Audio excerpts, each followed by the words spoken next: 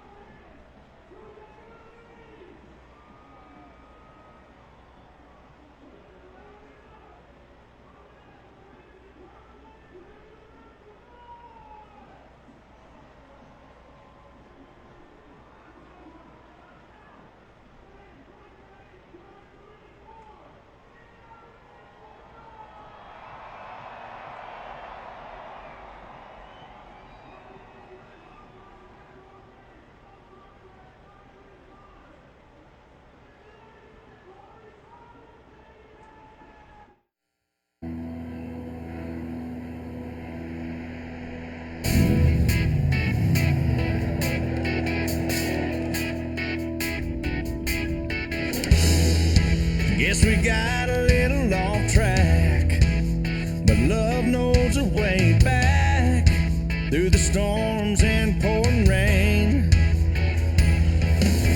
Got my hands on the wheel and I'm flying, heartbeat loud as the thunder rolls,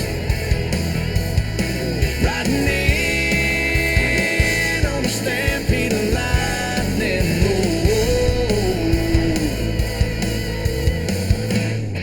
I'm bringing back the sunshine, bringing back the sunshine, baby, it's about time.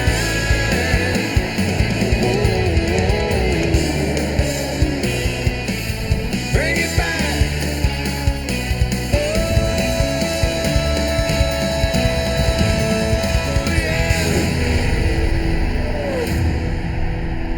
Welcome to NBCSN's coverage of NASCAR Sprint Cup Series racing from Dover International Speedway. Plenty of stories we're going to be following throughout 400 miles here from the Monster Mile.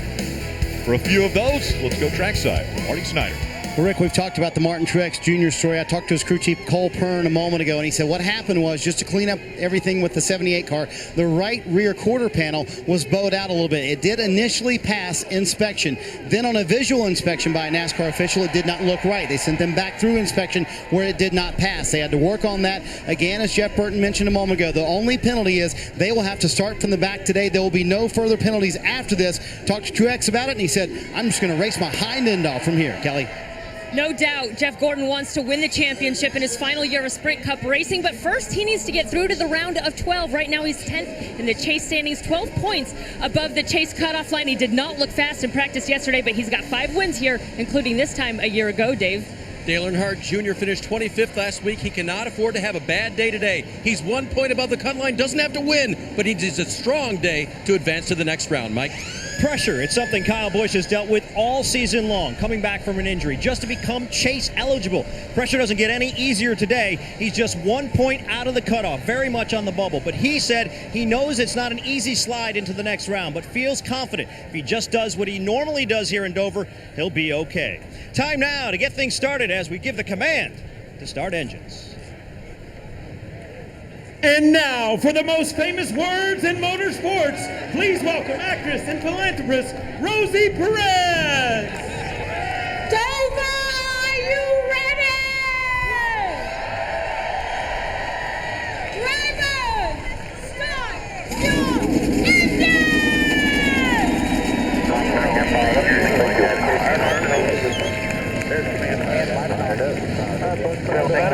You're running him off there.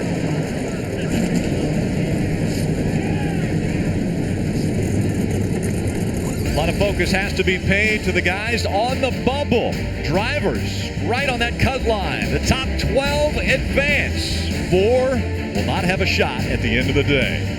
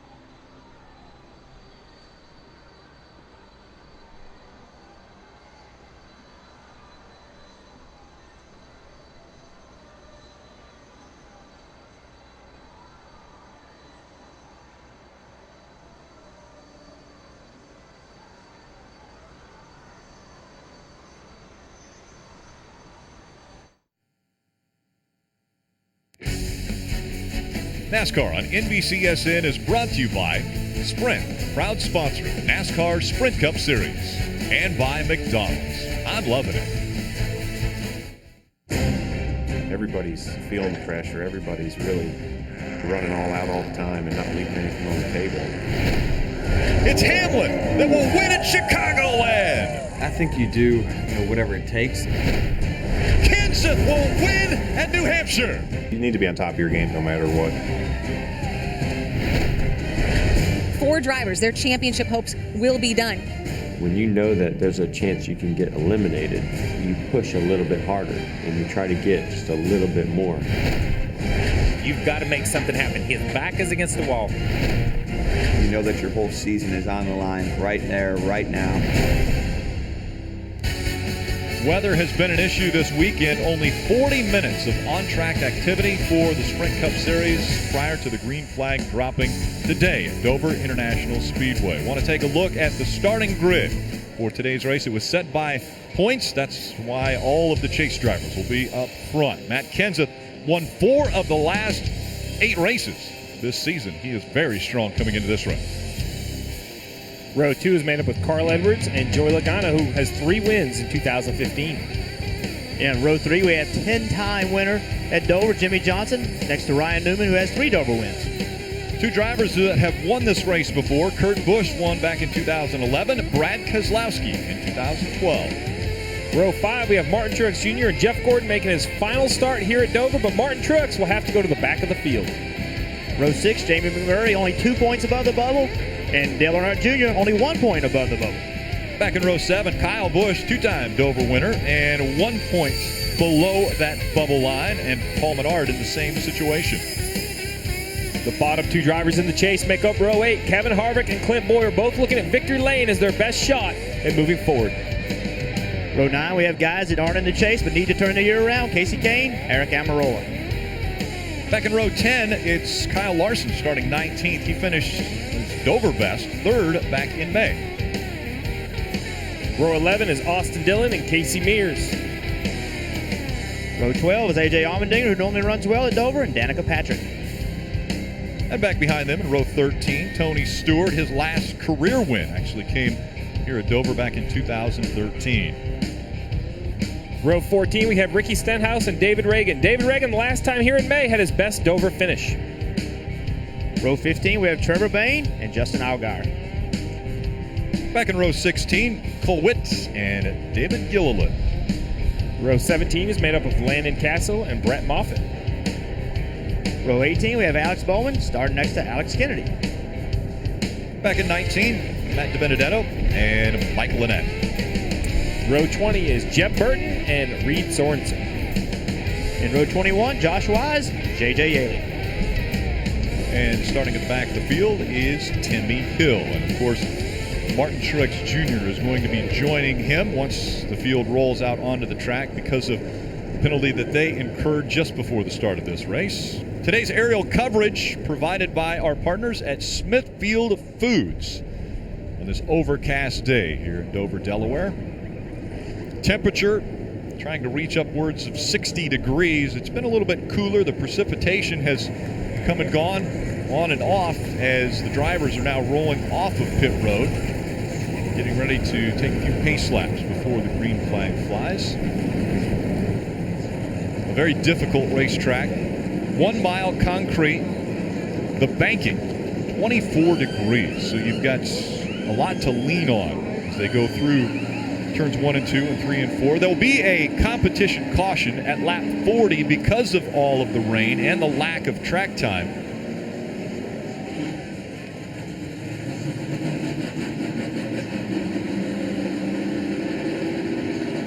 And the cars continuing to roll off pit road. One of the guys up front is a gentleman we'd like to talk to, Matt Kenseth. Hey, Matt, it's Jeff Burton in the booth. You with us? Hey, Jeff.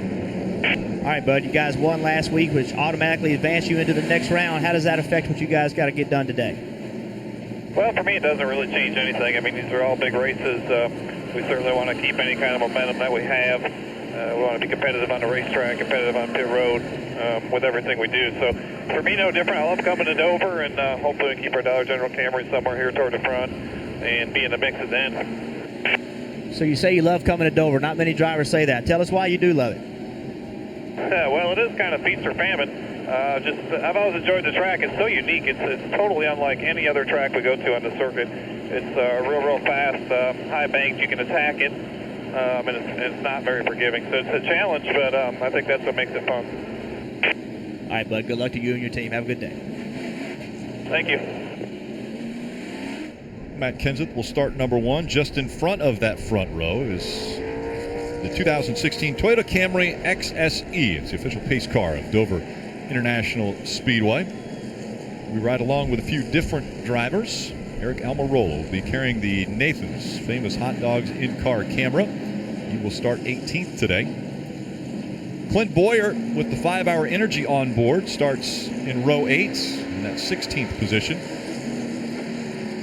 In a similar situation, Kevin Harvick with the Outback Steakhouse on board, starting in row 8. Kyle Busch starts just in front of him in row 7 with the Sprint in-car camera. Dale Earnhardt Jr. has the Nationwide Insurance on board, and he will start in row 6 in the 12th spot. Up in front of him, Jeff Gordon, the AARP on board. He will start 10th. And up in the front row, we just heard from him, Matt Kenseth with the Toyota on board. He starts first. Now from Dover International Speedway, here are today's track facts presented by GE. Jimmy Johnson, 1 lap away from 3,000 laps led. As you look at names, Bobby Allison, Jeff Gordon, Richard Petty, he has outdone all of them at this racetrack. He's been the guy that everybody looks at. He's won 10 times here. So, I mean, that's incredible to win 10 times at any one racetrack, almost 3,000 laps. I mean, he has been the master at Dover. Makes him one of the favorites today, doesn't it, Steve? Yeah, it's been in different car styles, different body styles, different chassis setups, different rules packages. A lot of things have changed at Dover. One thing that hasn't changed since this guy's been coming, he's one of the favorites. I want to take a look at today's Sunoco fuel strategy, a 400-lap race. That's 400 miles. Pit road speed, they have to whoa it all the way down to 35 miles an hour when they're on pit road. And that fuel window, 80 to 85 laps. In the Xfinity Series, we saw a couple guys working on saving fuel yesterday. Yeah, well, it's surprising when you think of a high-banked, fast, kind of overgrown short track. You would expect that we have a ton of cautions, but Dover is actually known as a race that can come down the fuel. We've seen a lot of fuel strategies here in the past, and as you mentioned, Rick, just yesterday in the Xfinity race, it had an effect on the outcome. Those guys had to save fuel to make it to the finish. One of the changes that was made in the off week here, as far as from race 2 to race 3, the restart zone here at Dover has been expanded from 70 feet to 140 feet. They doubled that. NASCAR made the decision they wanted a larger restart zone. Why? Well, let's remember what's been going on. We've had a lot of controversy about drivers in second place leaving before the first place guy. So once you get in this zone, the driver gets to the leader gets to the first line, he can go at that point. Then he could go anytime in that zone. The drivers have said the zone was so small that the second place guy could predict when the leader was going to go and took that advantage away from the leader, which also tempted the second place guy to go earlier and ultimately get penalized. So they made this zone bigger to give the leader more of an advantage, which he's earned. He deserves an advantage, and hopefully not give the second place guy more prediction of when the leader's going to go. Yeah, and the red lines you see on the racetrack are kind of like the first down line of football. Those aren't real. Those don't exist on the racetrack. The drivers can't see them, but it's for the fans at home. NBC has put those on there to help define the zone so you understand. As controversial as restarts have been, we want it to be very clear that you at home understand where the window is that the driver or the leader has the opportunity to start the race. And again, that's the restart zone. That won't be in effect for the start of this race. Want to take a look at some of Jeff Gordon's milestones, brought to you by AARP. This also has been a great racetrack for Jeff Gordon. His teammate Jimmy Johnson has the most wins here with 10, but Jeff Gordon has had an incredible amount of success as well. 5 wins, an average finish of 11.4, and his last win came here in 2014. It's really quite remarkable that, Jeff Gordon picks Jimmy Johnson to be his teammate at Hendrick Motorsports years and years ago. But when you look at their stats, they're so in parallel. They both run great at Martinsville. They both run great at Dover. So even though that they're completely different style of drivers, they have success at the same style of racetrack. Before the green flag comes out, we were listening into the 4 radio. Here's what they had to say. Hi, man, 400 laps. Don't be tough here in the beginning. All chase cars in front of you. So do the best you can. Use that track bar, and we'll get up through there as the day goes on. Nice and smooth here. 4. They're all lined up. The final race before the cut as we go to round 2. 12 drivers will advance, 4 will not. Coming out of turn 4, Matt Kenseth, Denny Hamlin. Green flag in the air. We're racing at Dover.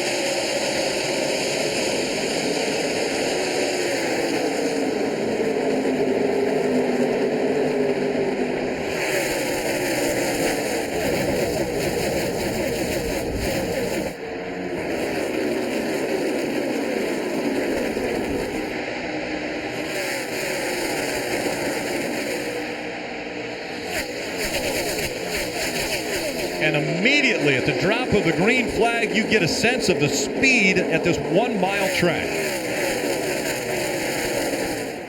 Kenseth jumps out in front of Joey Logano. Denny Hamlin trying to hold off Carl Edwards. Edwards in the 19, moving to the bottom of the track. He'll take the spot away from his teammate. I think until this track gets rubbered up a little bit, the bottom's going to be the way you want to go. So drivers may get trapped on the top, but ultimately, for a little while, you're going to put the car right on the bottom of the racetrack. Even if there is grip off the bottom of the racetrack, Jeff, I'm telling my driver not to go there yet. Already the 23 into the wall. That's Jeb Burton. Jeb might not have made contact. It looked as though he was right up against the wall, but Burton brings out the first caution. It was 36. Nothing's tore up. The body doesn't look bad. He was up against the wall when we first shot him. Let's take another look at what happened.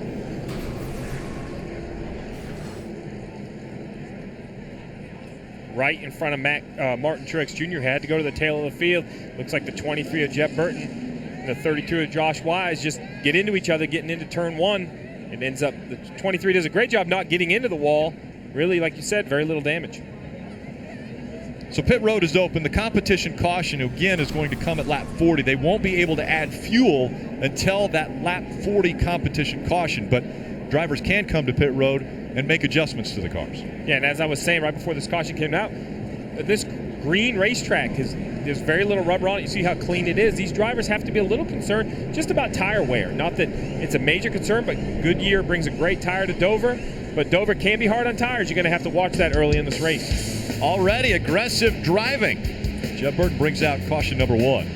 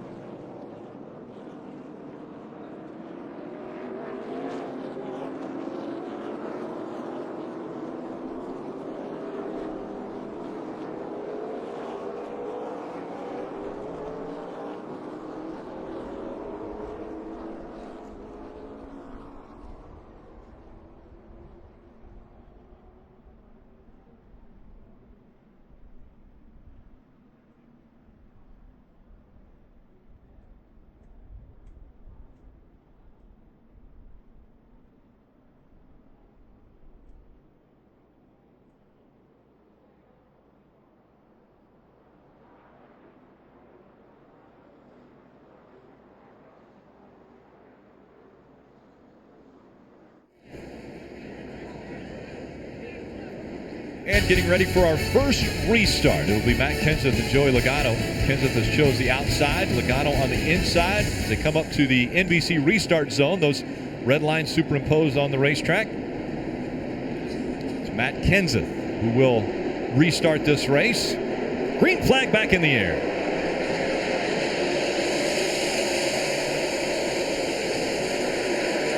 Denny Hamlin jumps in front of Joey Logano on the restart. And here comes Jimmy Johnson on the outside of the 22. Kevin Harvick already up into the top 5.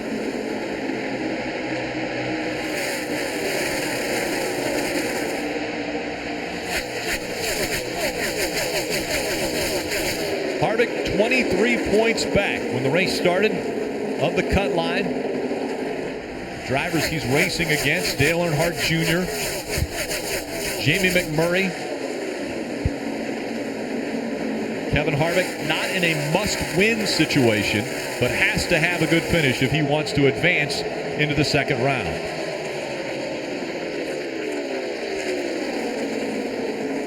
Great side-by-side racing teammates. Casey Kane in the 5 on the bottom. Jeff knows he's got to go right here. If he doesn't go, there's a whole line.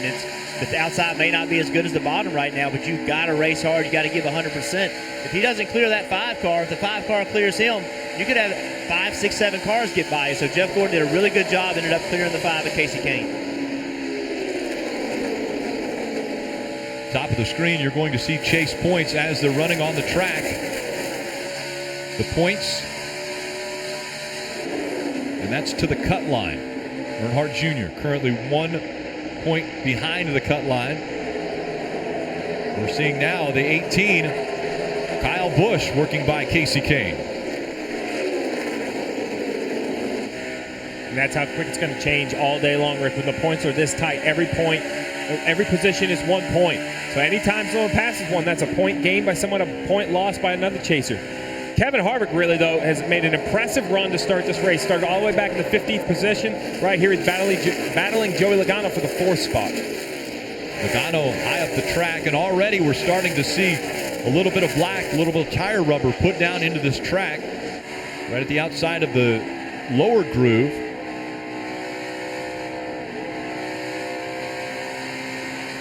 Harvick up into the top 5, running 4th. Logano behind him. Marty Snyder. Rick, that is 15th to 4th for Kevin Harvick in just 13 laps so far. When I talked to Rodney Childers about practice being limited this weekend and qualifying being rained out, he said the biggest problem for me is that if we could have qualified, I felt like we would have had a shot at the pole and given us a much better pit stall selection. They're down towards the turn 4 end of where they have to pit today, but they have so much confidence in their setup at this racetrack. They were comfortable with going with old race setups, and that's a huge thing, isn't it, Jeff? Because when you're comfortable at a racetrack and you know the setup works, that helps with confidence a lot, doesn't it? It helps your confidence, Marty, for sure. You just hope everybody around you didn't gain a lot of knowledge since the last race here. So you kind of go back to your notes, try to make sure you feel good about your setup. You just hope and pray that people around you haven't gotten smarter. Yeah, right now I think the Ford team needs to hope that debris on the grill isn't covering a lot of the air inlet. It looks like it's a little bit higher up on the nose, perhaps not covering a lot of the air inlet, but these crew chiefs... trash on the grill. You hear Rodney Childers letting him know he has trash, so Kevin will look at his temperatures. They have a predetermined range they expect to run in. I expect to not hear anything from Kevin Harvick if it's in the range. No news is good news at this point. And we're going to see this all day. I don't know why, Steve, but Dover, it is every race we come here, somebody gets debris on the grill. There's always a lot of flying debris. We've seen it already. It's on one of our contenders already early in the race. This won't be the last time we see it. And we talk about quick movers in the race. Martin Truex Jr. is another one. Had to go all the way to the back with an issue before the race. Has already made his way all the way up to the 27th position. Biggest mover, 16 spots for Martin Truex Jr. after, as you mentioned, Steve, having to go to the back because of some body manipulation that was made to the right side of the car that NASCAR made them fix before the start. Marty. And Rick, I talked to Martin Truex Jr. right before he climbed in the car, and it made him a little determined that NASCAR levied that penalty against him. He said, this makes us down, but not out. And he gave the team a pep talk before the race. And he said, guys, this just motivates us. We're going from the back to the front, and we'll remind everybody when we're in victory lane today where we started this race. Remember, here in May, Martin Truex Jr. led the most laps here at Dover. Martin Truex Jr. still working to get back to his, what would have been his original starting position. Kevin Harvick has been able to get by the 48s of Jimmy Johnson, so Harvick up to 3rd now. And no debris on the front of the car. So he gets to the 48 coming off turn 4. Gets his front bumper all but on the rear bumper of the 48. That's probably maybe when the debris came off. It's underneath the 48. Jimmy Johnson, wise, he just gives him the spot. Long race. It's off. Real close contact. You heard the crew chief say it's off. They saw it on the front straightaway, let him know that it was off.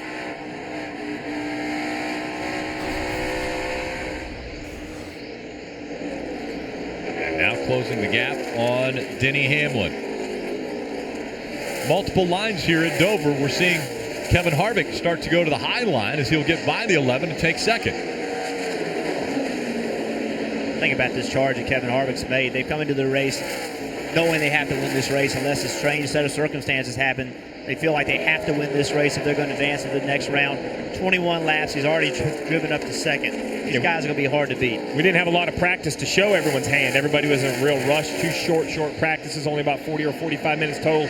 But quickly, in 21 laps, the 4 of Kevin Harvick has kind of shown his muscle. It's hard to pass cars at any racetrack, but to start 15th, drive all the way up to second, quickly closing in on the leader, Matt Kenseth. Can you be too aggressive early on a green racetrack and maybe wear out that right front tire? You can, but we have to remember, Kevin Harvick's a very smart race car driver. He knows he has a competition yellow at lap 40. So there's a predetermined distance of this first run. He can run hard knowing it's not, going to run forever. He knows at lap 40 he gets a brand new right front tire. Kevin Harvick reeling in race leader Matt Kenseth. Harvick, after starting 15th based upon the points, is now fighting for that top spot. Kenseth a little bit higher on the track, allowing Harvick to close the gap to the bottom of the racetrack for the lead. Kevin Harvick, in front of the grandstands, leading at Dover. Not only is it early in the race, but all these guys, they've been hearing from their crew chiefs, hearing from their spotters, look, the 4's coming. When Kevin Harvick, he's consistently running the fastest laps on the racetrack by 2 or 3/10 of a second. Matt Kenseth knows, why do I want to battle him here with 375 laps to go? This is not the time to try to hold the 4 off. He's out here making a statement early. He's making a statement to the competition, but he's also making a statement to themselves. It's real important to have confidence. They've run fast enough. They know what changes they need to make their car better when they do get this pit stop on lap 40. We've said it. It wasn't a must-win situation for Kevin Harvick, but he doesn't want to leave any question as to who's the best right now.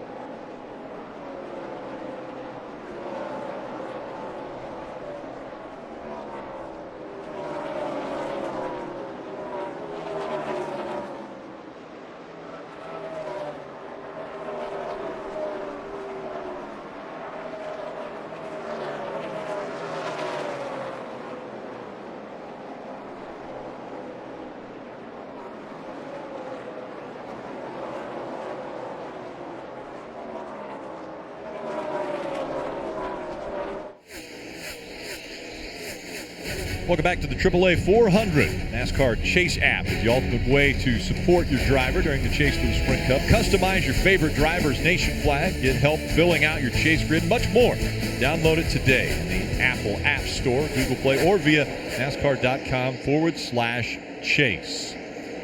Top of your screen, you're going to see the points as they run. In the chase, Matt Kenseth with a win, Denny Hamlin with a win. And because Kevin Harvick is the race leader, he would be in the top 12. Then the points will represent the distance either in front of or behind that 12th transfer position to round 2.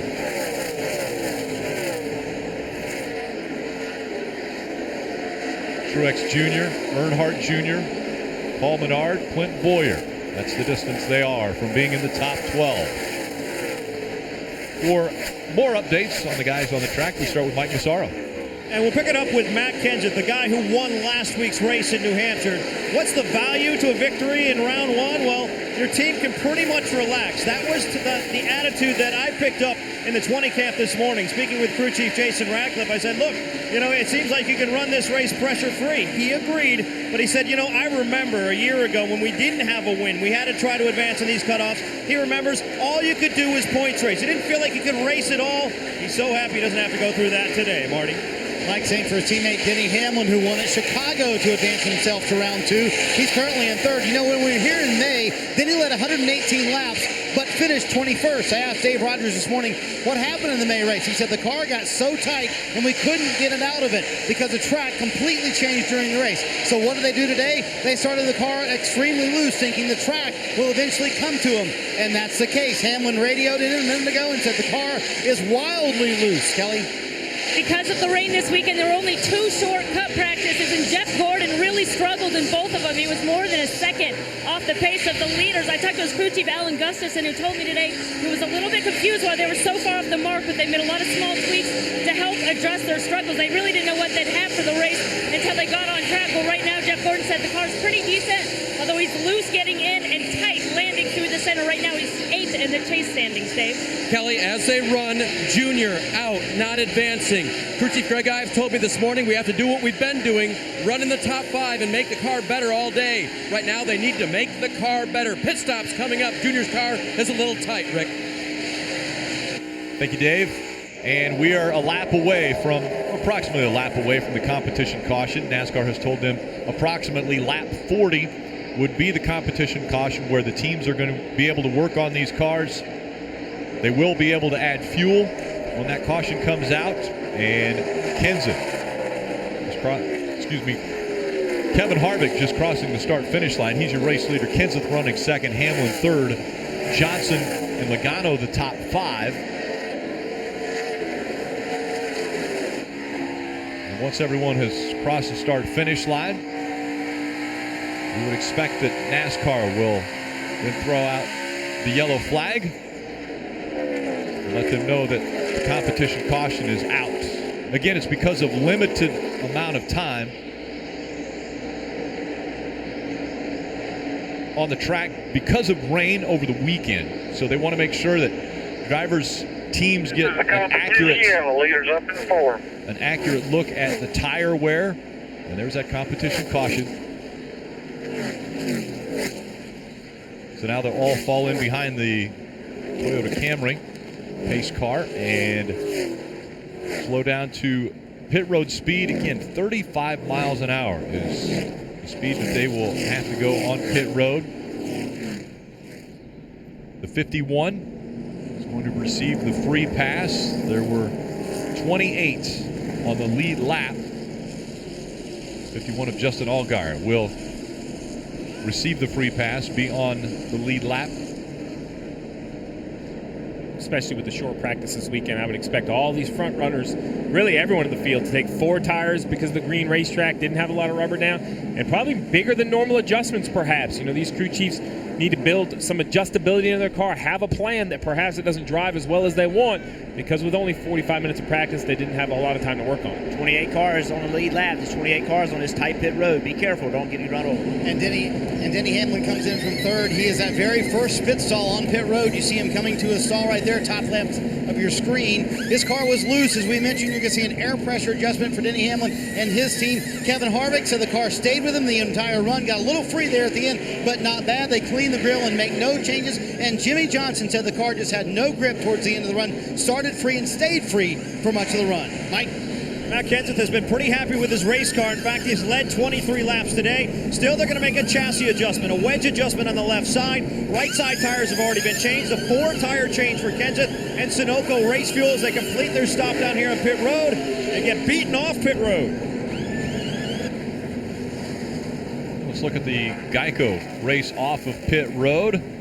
Denny Hamlin with an impressive stop. Gains 2 positions, and he will be in front of the field. When we come back, we'll reset the field.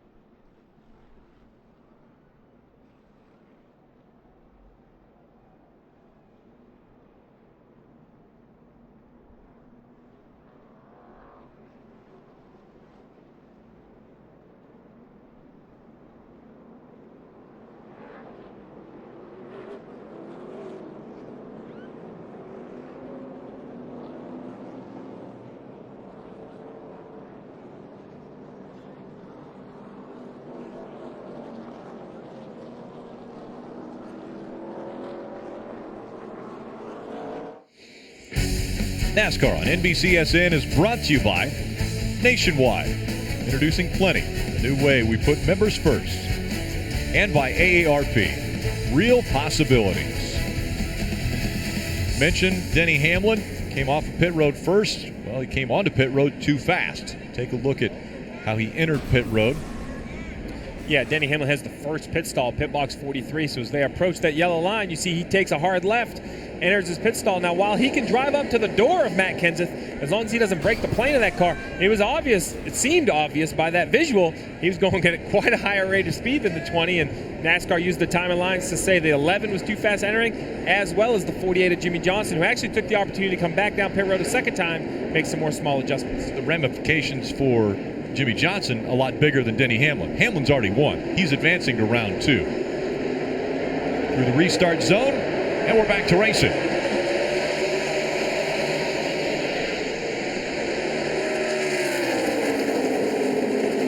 Two by two for second. Joey Logano on the outside of Matt Kenseth.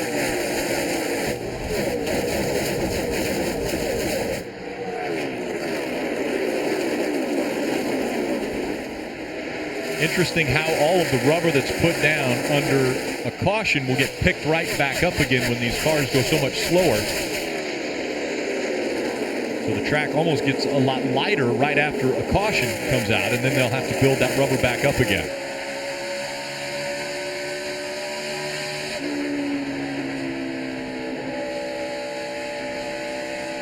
.29 cars on the lead lap, and right now running 29th, Denny Hamlin.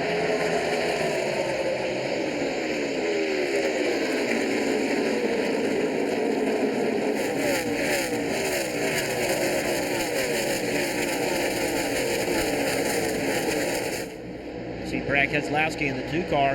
He's lost 8 spots since this restart. He got caught 3 wide, was on the outside, 3 wide. He was all over the place, just did not have the grip taken off. So he's heading the wrong way right now. You see right behind him is Ryan Newman, and behind him is Paul Menard. So 3 guys that need good runs today, not having it at the start of the race. Just a reminder, the indicator of the Chase drivers at the top of the windshield. The names will have yellow behind them. They'll also have on the spoiler a yellow spoiler, and then the splitter is yellow for those drivers that are in the Chase. Only 12 will have that indication when they go on to the next race in Charlotte next week. We talked about some guys that had speeding penalties. You see the 43 of Eric Almirola get inside the 16. We have chase cars at the front of the field and 2 chase cars at the back of the field with Jimmy Johnson and Denny Hamlin. You see here, the problem is we know they have good handling race cars, but there's only so much room you see here at Dover. Jimmy Johnson takes a hard left-hand turn to get underneath the 34. Denny Hamlin keeps trying to almost leapfrog, keeps following the 48 through traffic. Marty? And guys, for Jimmy Johnson, they came down pit road. Chad Canals decided to put a half round in the left rear. Jimmy said the car just didn't feel in the track. That is when they came down to serve their penalty. For Denny Hamlin's penalty, who's just behind him, it was in section 3. He came on the radio and said, guys, that was my fault. I was trying to beat the 4 car off of pit road. I gassed it a little too much and went over the speed limit just a little bit. But that's the pressure that's on pit road. Even when you're already advanced to the next round, you're trying to win every little bit you can here on pit road. And I'm going to correct what I said when we saw the replay. It looked to me like he was definitely gaining time on the 20, but Section 3 is after Denny Hamlin's pit box. So he was very efficient on pit in. Good for the 11 and Denny Hamlin. He knows how to use those lines to his advantage. But as we just heard Marty report, it was after his pit box trying to beat the 4 off pit road. And the 11 car, they wanted that pit box. They were the second car at pit because they started second. You pick pits by how you qualify. So the 11 picked that box, and that's why they picked it. It allows them to get off the racetrack and quickly get to their pit box and gain some spots. So he did not get busted where we thought he did. It was later on. So as we watch this race evolve, that could be a huge advantage for Denny Hamlin. Now, Jimmy Johnson, before the start of this race, was 27 points in front of the cut line. Because of the speeding penalty, he's only 6 points in front of the cut line now. A lot closer than I'm sure that team wants to be. And when we talk about mistakes, I mean, Jimmy Johnson's definitely a favorite here at Dover with 10 wins, almost 3,000 laps led. But, you know, you have to get a little fortunate because when you make mistakes and you go in the back of this field, you're racing around cars like the 7, for instance, of Alex Bowman. Jimmy Johnson doesn't have a lot of experience racing against Alex Bowman. He has to pick and choose, be very calm. This is the time where you can get a little rushed and make a mistake that could cost yourself in the points.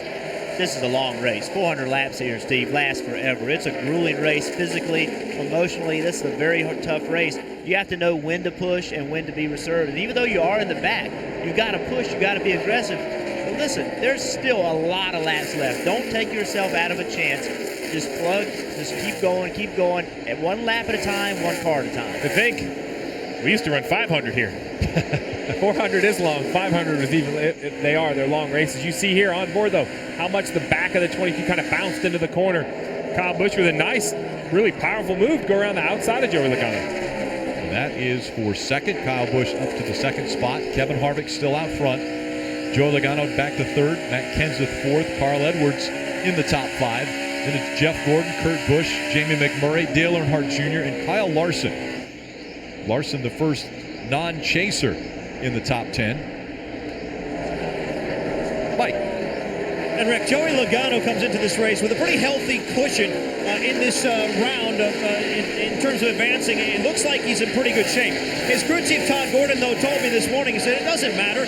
I don't care about the cushion. It's about 33 points or so. So we should feel pretty good about it. But he realizes that anything can happen. So Gordon even admitted there was a little bit of anxiety coming into this race. Felt like they still needed to be as aggressive as possible and go for the win this afternoon. So far, the car pretty good. It started off tight, gone to the loose side, but Joey says it's very manageable. Dave? Mike, Carl Edwards started the day in good position to advance. He remains there, running 5th right now. On that first run, his car was a little bit loose on exit. Crew Chief Darian Grubb went to right rear air pressure, removing just a little to help the handling of that race car. Kelly? Ryan Newman had a pair of top 10 finishes to open up this chase and came into this race 6th in the chase standings, but he had a slow pit stop. He has dropped back to 17th and is now 8th in the chase standings. But Ryan, happy with this car. He said the balance is really close, just a touch free off. They made some adjustments for him to try to help him move his way back up through the field, Marty.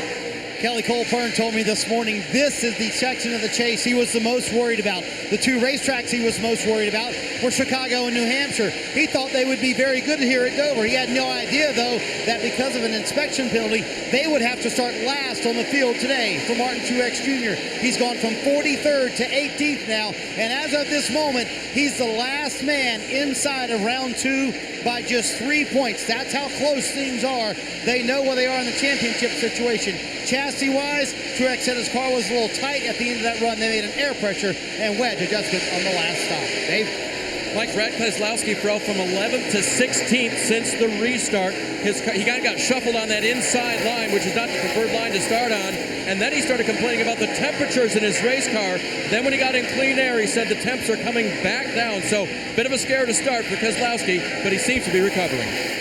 Oh, by the way, he just said, too, the car is super tight, and that's something you don't want here at this track, do you, Steve? It's not, Dave. And, the temps are an interesting story. The pace car speed around Dover is so slow that sometimes, even on a cool day, the engine can get really, really warm. Now, why it's not a big concern because it comes back down, you have to be a little worried if you ran a couple laps after the restart at those elevated temperatures, could it have put damage into the engine, something you don't see till later in the race. But, tight.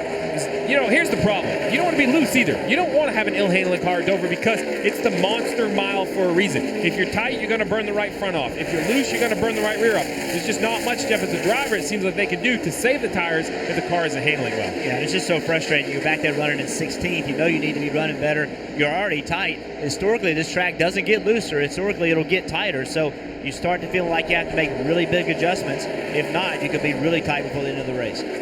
Brad Keselowski was 16 points in front of the cut line at the start of the race. Now you might have to worry about temps. Kevin Harvick out front.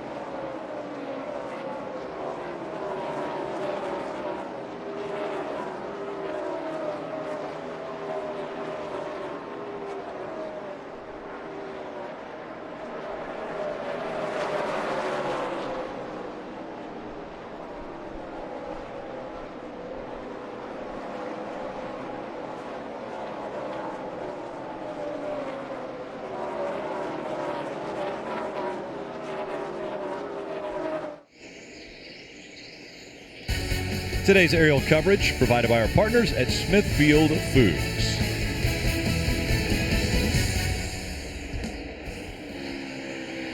This Wednesday, time to drop the puck for real with two rivalries to start the NHL season. First, the defending Stanley Cup champions Blackhawks take on the Rangers, followed by Sharks and Kings. That's Wednesday night rivalry. Begins at 7 Eastern on NBC SN. Kevin Harvick now has lapped everyone from 29th back. Only 28 cars on the lead lap. Marty? Rick, just a blistering pace so far for Kevin Harvick, who just radioed a moment ago, said his car is a little bit too tight from the center off, but obviously very good and a very quick pace he is setting. You know, everybody want to talk about the pressure that Kevin Harvick and this 4 team was under this weekend. I asked him about that earlier this week, and he said, yeah, there's no doubt there's pressure here, but I've dealt with this my entire career. So you have to realize, when I was a kid racing, if I didn't make it to the pay window that weekend, we didn't race the next week because I couldn't afford to buy tires. You think back to 2001, I had to replace Dale Earnhardt in the 3 car and the 29 car when he got in it. There was pressure there. We had to win a championship last year. There was pressure there. So, Jeff, it's amazing to think of all the things that these drivers, these professional drivers, lean back on, even in their teenage years, that help get them ready for a moment like this. Yeah, Marty, that's a great point. You know, you learn how to deal with pressure by dealing with it. You have to learn how to go through it. You have to put yourself in that situation. So, without a doubt, most of these drivers have had to earn their way here. They've been in situations where their career would be challenged. Their career was going to almost be over if they didn't perform. So we've seen it with Kevin Harvick. He's been able to step up at the right times, and that takes years of developing the skills to learn how to deal with the pressure. You talk about pressure. Here's another driver that, you know, in Matt Kenseth in the 20 that just seems to be, you talk about drivers that just don't get very animated ever. You never really hear him get too upset. He just takes what's thrown at him, and I think that's one of his strengths, is just managing the emotion of the moment. Now, he feels pretty good about himself at this point because he's won. He's guaranteed to move forward. But you hear him when we talked to him at the beginning of the race. That's fine, but they want to continue the momentum. So just as great as a win is to move forward in the round, you want to come to Dover and back it up with a solid run to keep that momentum heading in the right direction. Yeah, the vacation's over next week. It all starts again. That's right. Like, you know, you win that race, and now you don't get to take the week off, but it's not the pressure everybody else is dealing with. But guess what? The pressure starts again all over next week. So, you know, you got to stay in the game. You just can't take these weeks off. You mentioned Matt Kenseth saying even keel, no real highs or lows. How about Clint Boyer and the highs and lows that he has gone through in just this last week? On Wednesday, it was announced that he will take over the seat of the 14 when Tony Stewart retires in 2017. That same day, they announced that the penalty would be upheld, that he would be 25 points back now, further with that penalty being upheld. And then the very next day, we find out that he's going to be driving for H. Scott Motorsports in 2016. And on top of that, he comes into a race where he has to win, and his crew chief is suspended because of that penalty. So he has to overcome that as well. They're running well. They're running 11th. That's a good run, but they're going to have to run great. They're going to have to put themselves in position to win this race if he's going to advance on. And you keep your eyes on the chase points, that bar running underneath the scoring bar on the top of your screen, and a lot of shuffling going on right now right around that cut line. Marty? And Boyer dealt with traffic for much of that first run, but this run's been a lot better. He said they did get better on that very first run towards the end of the run, but it just seems to be turning better for some reason on this run. And we talked about this in the pre-race show. He has an old familiar voice on the pit box today, Brian Patty, making the race strategy calls. And he said, hello, old friend, when he came on the radio. So it's good to see these two guys back together. Brian Patty making the calls for today to help Clint Boyer advance to round 2 if they can make it there. This may just be a one-week solution, but for today, it's Brian Patty making the calls for Boyer. I know, Marty, it might only be a one-week solution, but I absolutely love this plan. When it comes to the playoffs, when it comes to the chase, even a team of Michael Waltrip Racing that has no plans to run next year, they're putting all the chips on the table this year. Clint Boyer has lost his crew chief because of the penalty. Well, Brian Patty, you see on the left of the screen, Clint Boyer and Brian worked together for a long time, and in a stressful situation, sometimes just a voice you recognize. He will understand Clint Boyer, his animation, whether he's getting frustrated. We already know Dover is a frustrating place. I think it's a great plan to put a voice in his head that he's used to listening to. Well, on top of that, Brian doesn't mind rolling the dice either. He doesn't mind taking the gamble. He doesn't mind extending himself, putting himself out there, trying to do something to win a race. So in the situation they're in, you're going to need that aggressive call. You're going to need somebody to take a gamble, and Brian is certainly not afraid to do it. Aside from the chase being the biggest story, on Wednesday I mentioned that Clint Boyer will be taking over for this gentleman. Tony Stewart, the driver of the 14, announced that he will retire after the 2016 season. A three-time champion in this sport, 48 wins. Definitely a legend. Anything he drives, he has been successful at. Yeah, I mean, Tony Stewart and his impact on motorsports goes far beyond the driver's seat. He is a race team owner, a track owner, won championships. Talented guy. And I think it was interesting in the pre-race show, Jeff, when you sat down and interviewed him, some of his responses about how the performance didn't affect his decision, that he was ready to go do something different. The something different is a little open-ended because it sounds to me like next year won't be the last time we see a steering wheel in his hands. It just might be the last time in Sprint Cup competition. Yeah, when I sat down with him, he was as happy as I've seen him in a long time. He was smiling. I asked him point blank, is this your decision? Are you comfortable with the decision? He said, 100%. I'm ready for this move.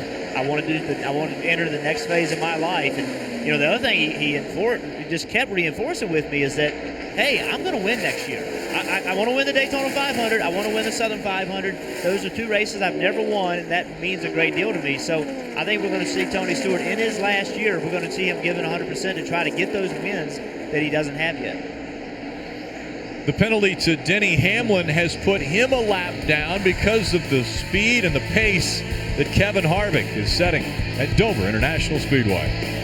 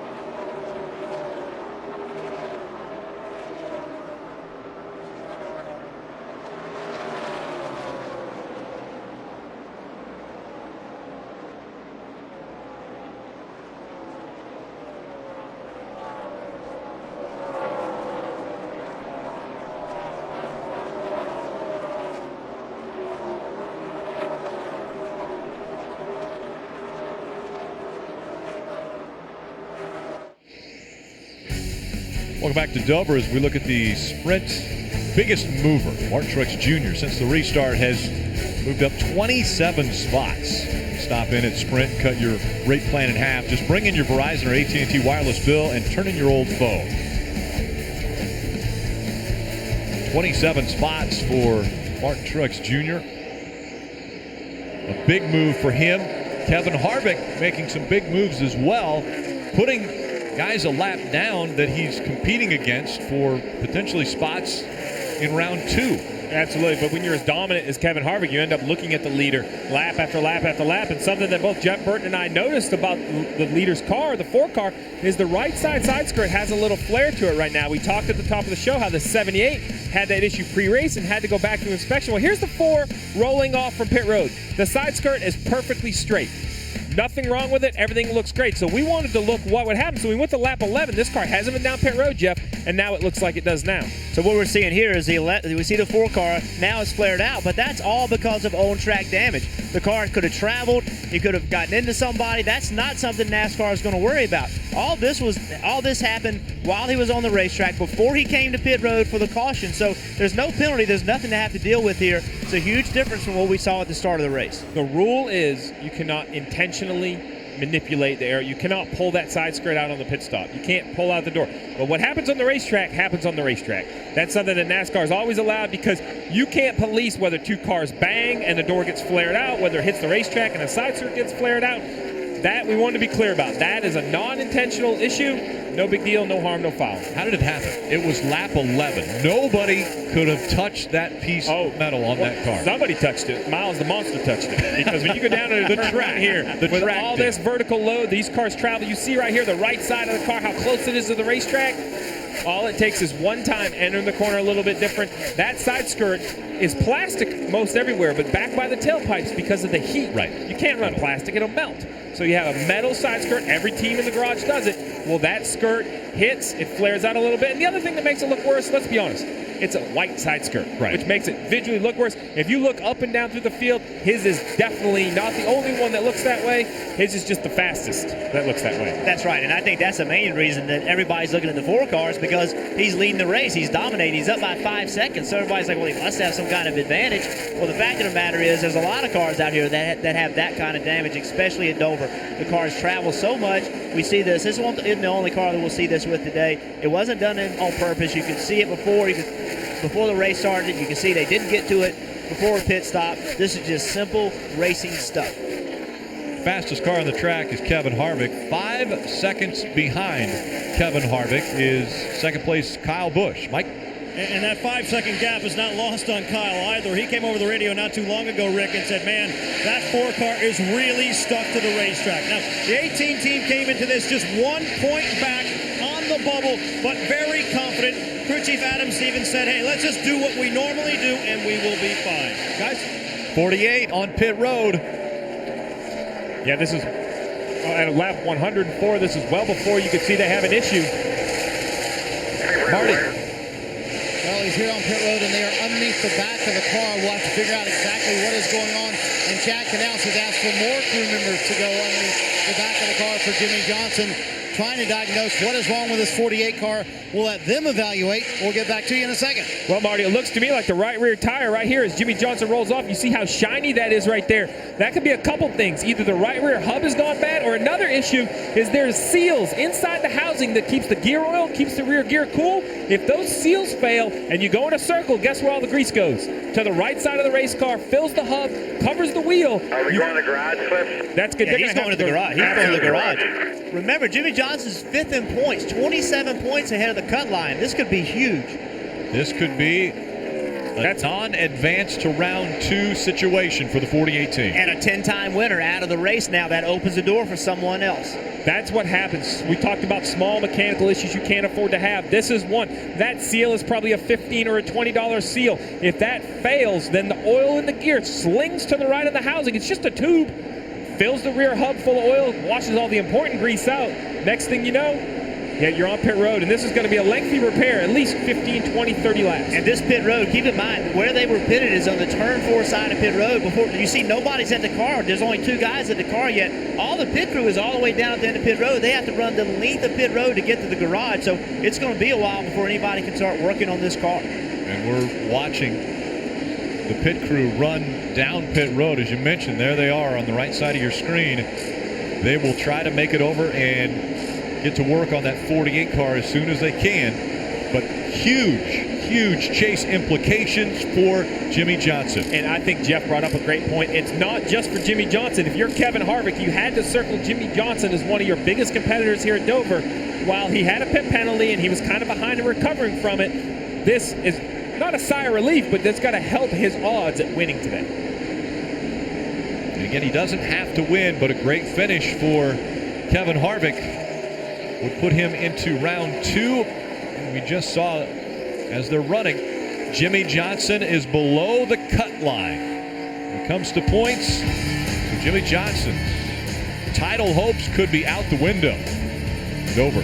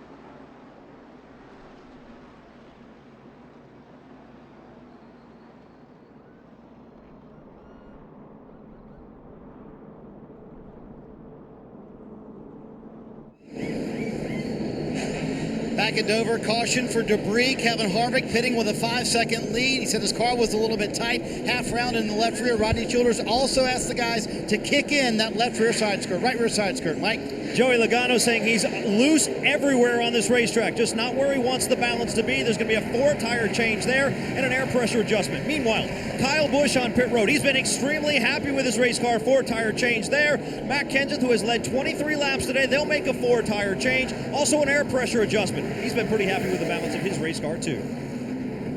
And the race off pit road has Kevin Harvick. Not having to worry about really anyone racing him off pit road. He had a lot of room there. NASCAR told him they have to fix the side skirt. They did. It's flat again. We'll see if Miles the Monster will bend it back.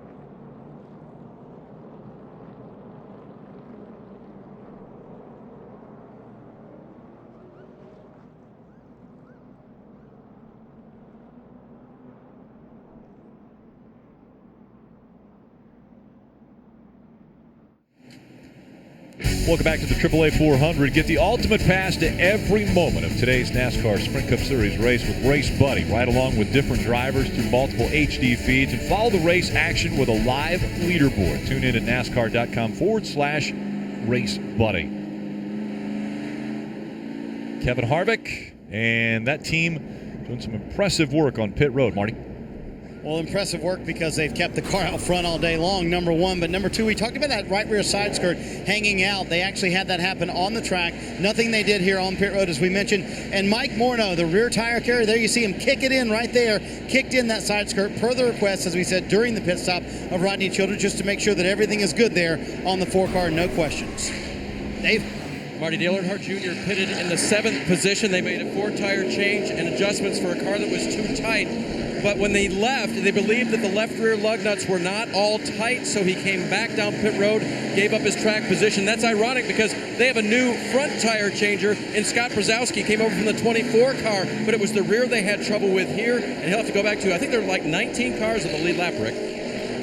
Yeah, it's been a blistering pace that Kevin Harvick has been able to set. 19 cars on the lead lap. Dale Earnhardt Jr.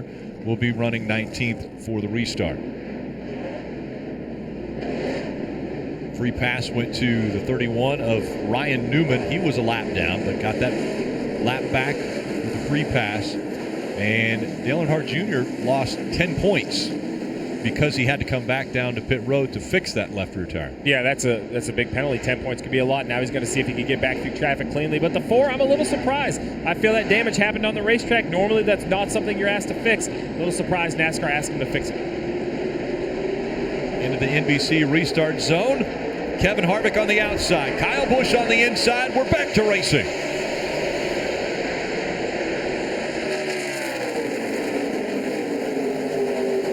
And once again, all of the rubber picked up down in that bottom line. A very clean racetrack down low, as they will try to put rubber back down on this track.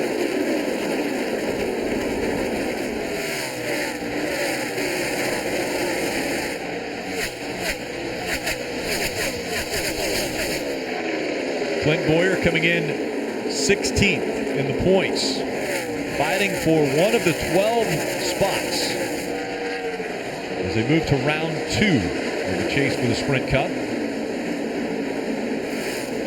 Just behind Clint Boyer, the one of Jamie McMurray. Boyer has moved up into the top 10. He's running 8th. McMurray is 9th.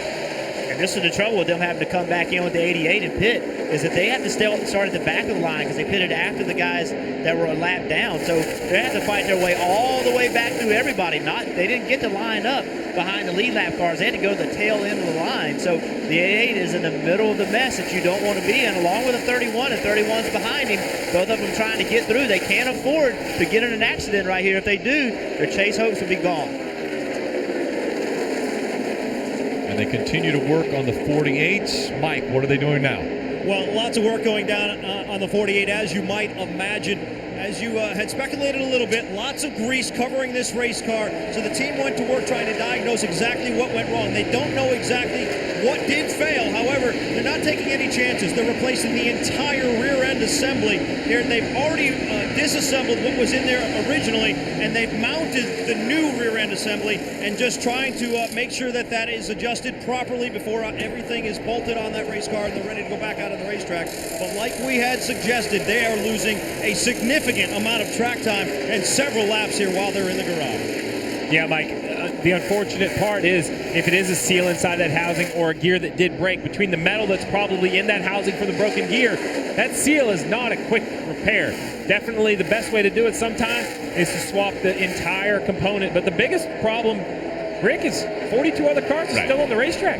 Yeah, he's being scored 43rd, and no other cars are off the racetrack. There's quite a few that are a lap down, but none that are off the racetrack other than Jimmy Johnson. And points as they run, Jimmy Johnson outside the cut line by 9 points. And again, every position on the track is a point. If Jimmy is able to get back out there, he's already been off track for quite a few laps. He will have a very big mountain to climb. We talked about this at the top of the show, though. There were different groups. We had Kenseth and Hamlin with wins. Johnson was in that group that really was racing themselves, racing the racetrack, just had to limit their mistakes. These are the mistakes we discussed. He had a 27-point cushion in the garage making repairs. He now has to see what everyone else does. There's very little he's going to be able to do to gain many points from here to the end of the race. And now it comes down to what do the other Chase competitors do. And attrition. If there is a big accident, which we have seen at Dover before where quite a few cars can get caught up in it, if they fix the 48, he gets back out and doesn't get caught up in something, and there is attrition at the track, he may be able to gain some of those points back. And that can happen here. We see a lot of action at this racetrack. You know, speaking of action, we saw this a little while ago. We saw a big save. Look at the 13 car coming down the back straightaway, gets hooked in the right rear, does a great job of not wrecking in front of the whole pack. And when I say the whole pack, I'm talking about Ryan Newman and Dale Earnhardt Jr. They weren't far behind that wreck. Had that wreck happened, had Casey Mears not saved that, that would have been a multi-car wreck, and it could have taken two of our Chase contenders out. The emotional toll these long races take, because you see the Chase points scroll across the screen. With these crew chiefs on pit road, they see that same thing. And as your driver's name moves around on that banner, the emotional toll it can take, every call you make, every decision you make, every mistake that perhaps is made, you see the immediate outcome. It makes for a long, exhausting 400 miles. The drivers outside the top 12 in points, Jimmy Johnson, Dale Earnhardt Jr., Paul Menard, and Clint Bowyer. Out front, Kevin Harvick continuing to dominate at Dover.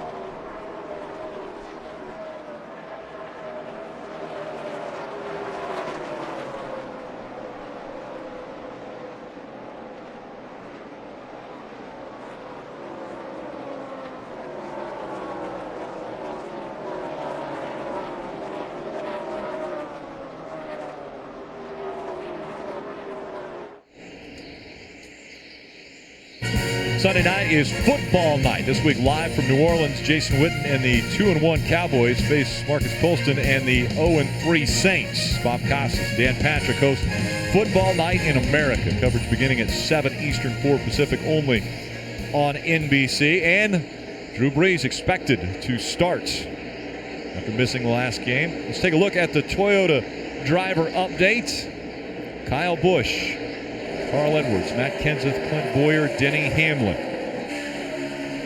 4 of those Toyota drivers in the top 10. Denny Hamlin, after the speeding penalty, has had a hard time recovering. He's running 20th. For more on the stars of the sport, let's go to Dave. Kurt Busch has had a good run today. He finishes in the top 15. He locks himself into the next round no matter what anybody else does. His crew chief, Tony Gibson, told me today we need a solid top 10 and get out of here. They're doing well that way now. Marty?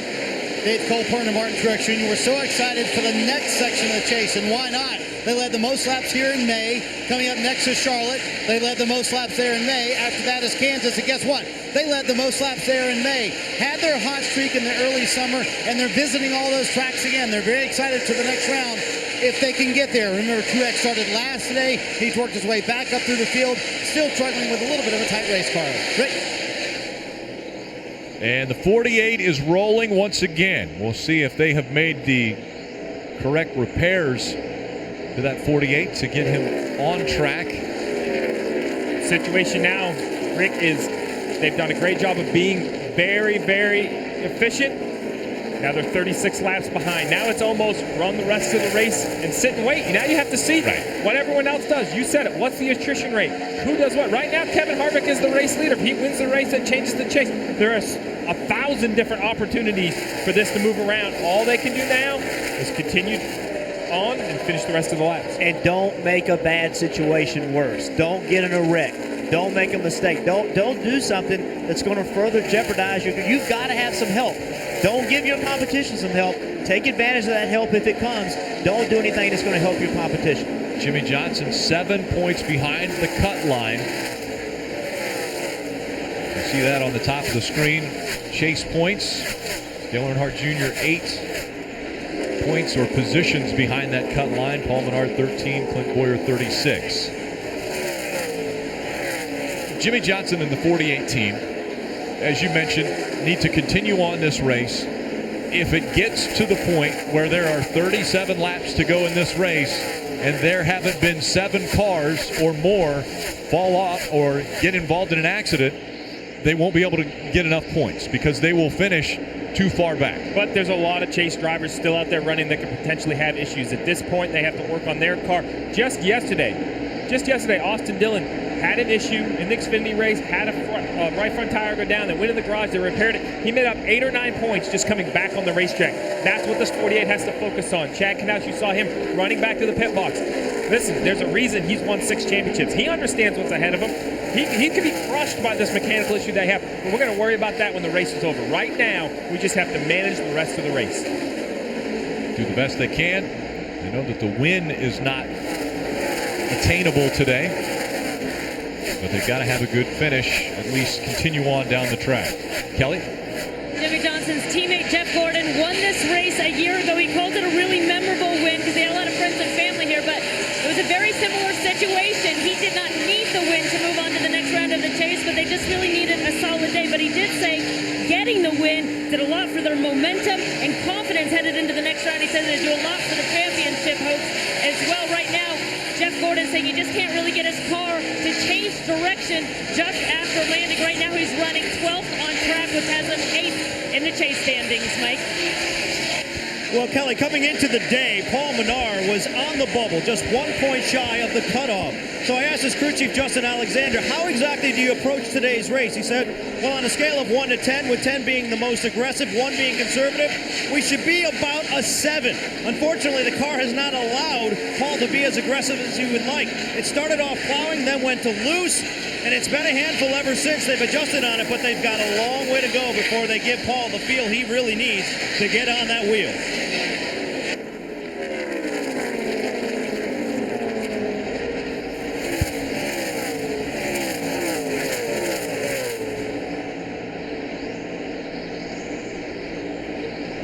Paul Menard, another driver outside of the top 12 in points. Kevin Harvick, once again, putting the 31 a lap down. Ryan Newman scored 19th. Will go a lap down because of the pace that Kevin Harvick continues to set. It didn't take long for Newman to get lapped. He got the free pass. He was the first car a lap down in that previous caution. It did not take long at all for the 4 car to get around and lap him again. Kelly, you got more? Well, they know they just needed to have a solid day to get through on points. So right now, Ryan Newman's really struggling. At one point, he said he was a 6th snug in the center and a 6th loose off the turns. And then he said, look, guys, we need to do something to help the car roll the center better without killing my exit.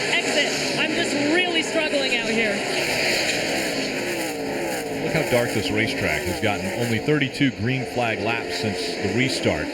and already the track has gotten extremely dark. A lot of rubber going down, changing the line of quite a few drivers. And the big thing right here for Ryan Newman is that the more cars that Kevin Harvick laps, that means that Newman's not the first car that's a lap down. He will not get the free pass. So Newman needed to try to keep as close to the four as he could, so that hopefully when the four would get to a car, he could pass that lap car as well.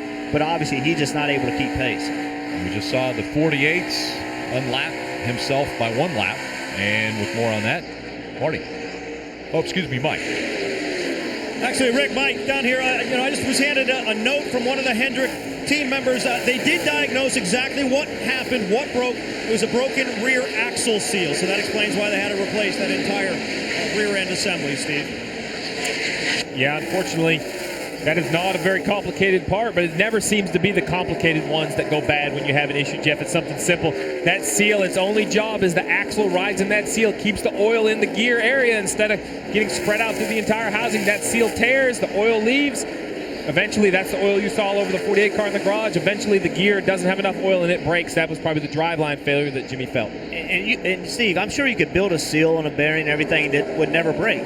But these race cars are built to go fast. They're built to find a way to go around the racetrack faster and everything. So you want to build it as light as you can. You want to build it with as little friction as you can have. So when you start pushing the limits on how to build every component on these race cars, that's why we see failures. They could build it where it would never break, but guess what? You'd run 20th every week. Exactly right. What happens when you build something that doesn't break? You stop winning races, and then you jump the fence and go the other way. 36 laps down. Jimmy Johnson, 10-time winner at Dover International Speedway.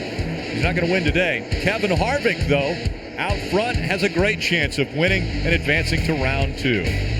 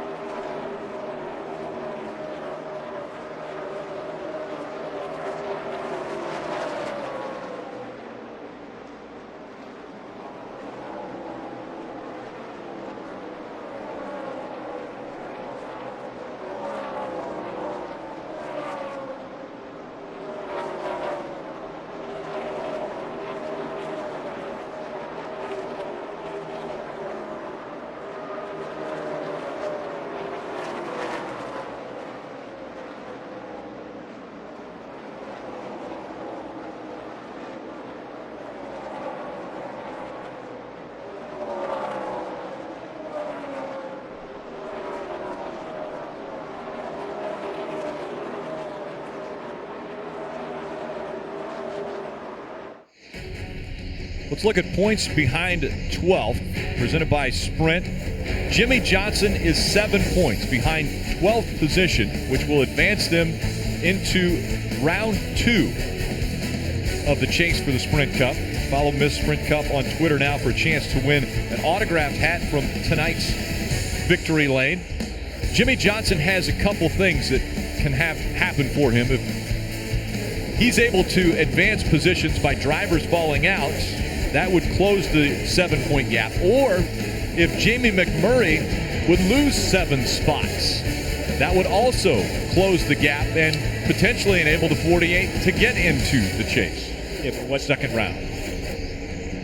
As we look at the grid, 2 drivers have already advanced to the round of 12. We still have 10 spots to fill from this race.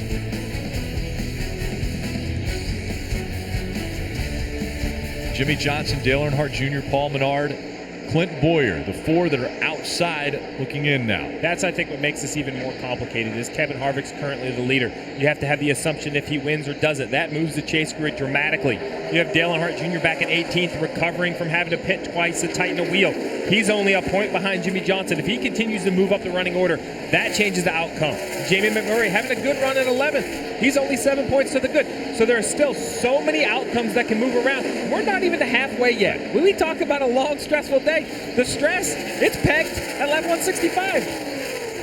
And Jimmy is dead last right now. He can't lose any more spots. So as you said, Rick, a little bit of attrition, some accidents, mechanical issues, whatever it is, he will pick all those spots up. So he's as low as he can go right now. He can only gain. If you're Jamie McMurray, though, and you have to see yourself currently in the 12th position in points, running 11th on the racetrack, Jimmy Johnson has opened the door, Dave.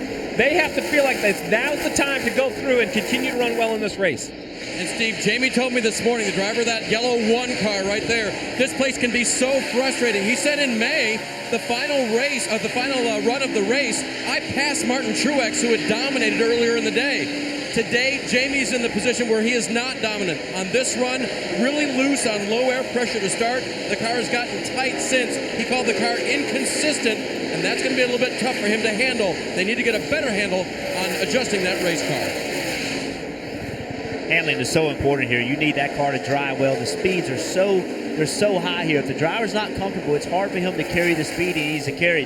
But listen, without a doubt, McMurray, Gordon, Keselowski, all those guys, Earnhardt Jr., they want the 4-car of Harvick lapping cars. They just don't want him to lap him. And here's why. If you're running 14th and there's only 14 cars in the lead lap, and we keep having these long runs where we don't have short runs where strategy can get you a lap down and put a lot of other people lap down, that's the cushion. That's the cushion you want. Even if you have a bad run, you're not going to fall back more than 14th or 15th. So that is so critical to stay in that lead lap when you're not running great, because it creates that cushion that you're needing to provide your security to get into this chase. It's the round 1, race 3. It's a cut race. It's really easy to focus on the chase guys. We have 10 of them in the top 12, but who is not part of the chase that's running really well?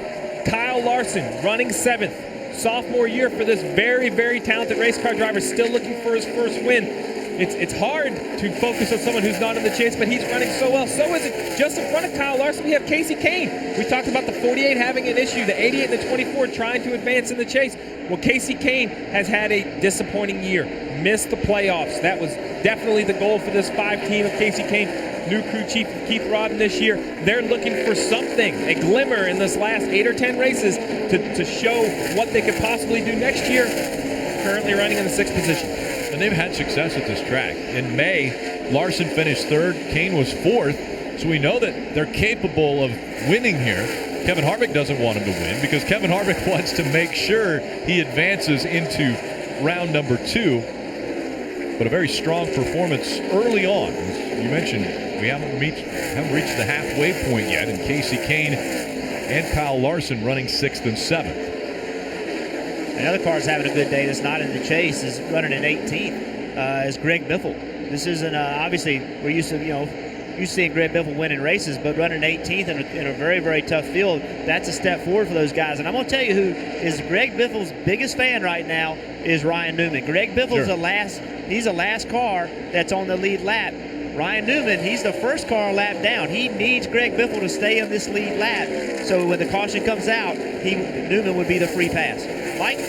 Well, Jeff, he's got another fan who's rooting for him from his living room, I would presume, and that would be his normal crew chief, Matt Puccia, who is not here this week. That's because his wife, Alyssa, had a baby earlier this weekend, and Matt was not able to be here. It was kind of a game-time decision. Matt thought about coming, but just decided against it. Would rather, obviously, stay home with his wife and his newborn child. Meanwhile, Kevin Kidd is atop the pit box for the 16 car this week, calling the shots. Yeah, that's a great story. Matt Puccia was here at the start of the weekend, and when his wife went into labor, they decided, I'm going to go home. I'm going to make sure to watch my first child be born. Now, Jeff, we've talked about a lot of chasers, from Jimmy Johnson to Earnhardt Jr. up to McMurray. One guy that's in big trouble, Paul Menard. He has now gone 2 laps down. What does that mean? 1 lap down, you could take a wave by. You could get a lucky dog. There's still some opportunity, but when you enter that 2 lap down category, your opportunity dwindles. Your chance of getting laps back dwindle. He's currently running 25th. The issue is he's 2 laps down. There are 5 cars in front of him 2 laps down. There are a couple more cars 1 lap down, and unless Kevin Harvick somehow slows down, the list of cars 1 lap down is going to continue to grow. So Justin Alexander and Paul Menard, I know making the chase was a great step for this team, and I don't want to diminish that at any point because there were great teams that missed the chase, but not making, well, and now we have the 15 on pit road. A little bit earlier for Clint Boyer than most people would expect, and here's why. See, we talked about this morning. A lot of times drivers late in a run are going to think, you know, I think I've got a tire problem. Boyer said something was feeling not right with the right rear. Brian Patty said it's a little early, but if you feel like you need to come on. He stayed out about 4 more laps, finally gave up and said, let's pit. This is probably about 15 laps early, 20 laps early from when we expect everybody else. So now they hope it stays green and the caution doesn't catch them out. Yeah, Marty, that's what they have to hope, but that's what we talked about earlier in the show by putting Brian Patty on top of the pit boxes. They know each other. He knows Clint Boyer. That would be a tough decision for an engineer to make, and that is what NASCAR is all about. These engineers understand the race cars, but there's emotion. There's these feelings these drivers have. It's a gut decision you have to make. Brian Patty supports Clint Boyer coming to pit road. We'll have to see the tire when it comes off the race car and see if it was the right decision. Is there any racetrack other than Dover where you have more right front vibrations? This racetrack, I don't know why, it just grinds that right front tire. The drivers feel like they have to pit. If they don't, the right front's going to blow out. We've seen so many right front tire failures at this racetrack. Anytime a driver feels something here, he wants to get on pit road quickly. And Clint Boyer continues to be in a win to advance position. This not helping that for Boyer and the 15 team. He scored 25th. Harvick still leading.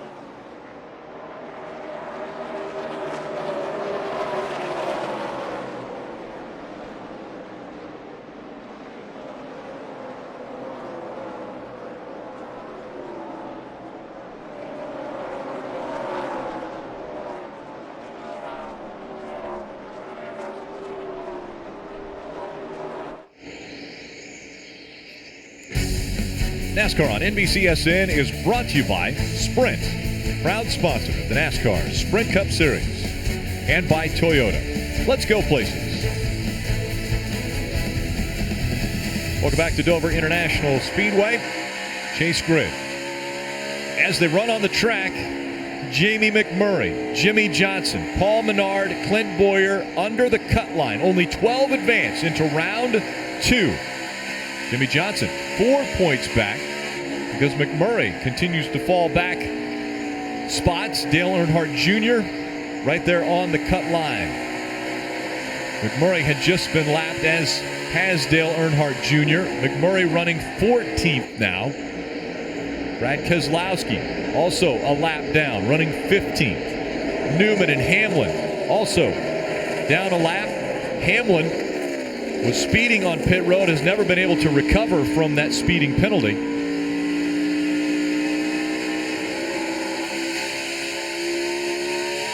And Dale Earnhardt Jr. actually on the lead lap with Kevin Harvick just behind him.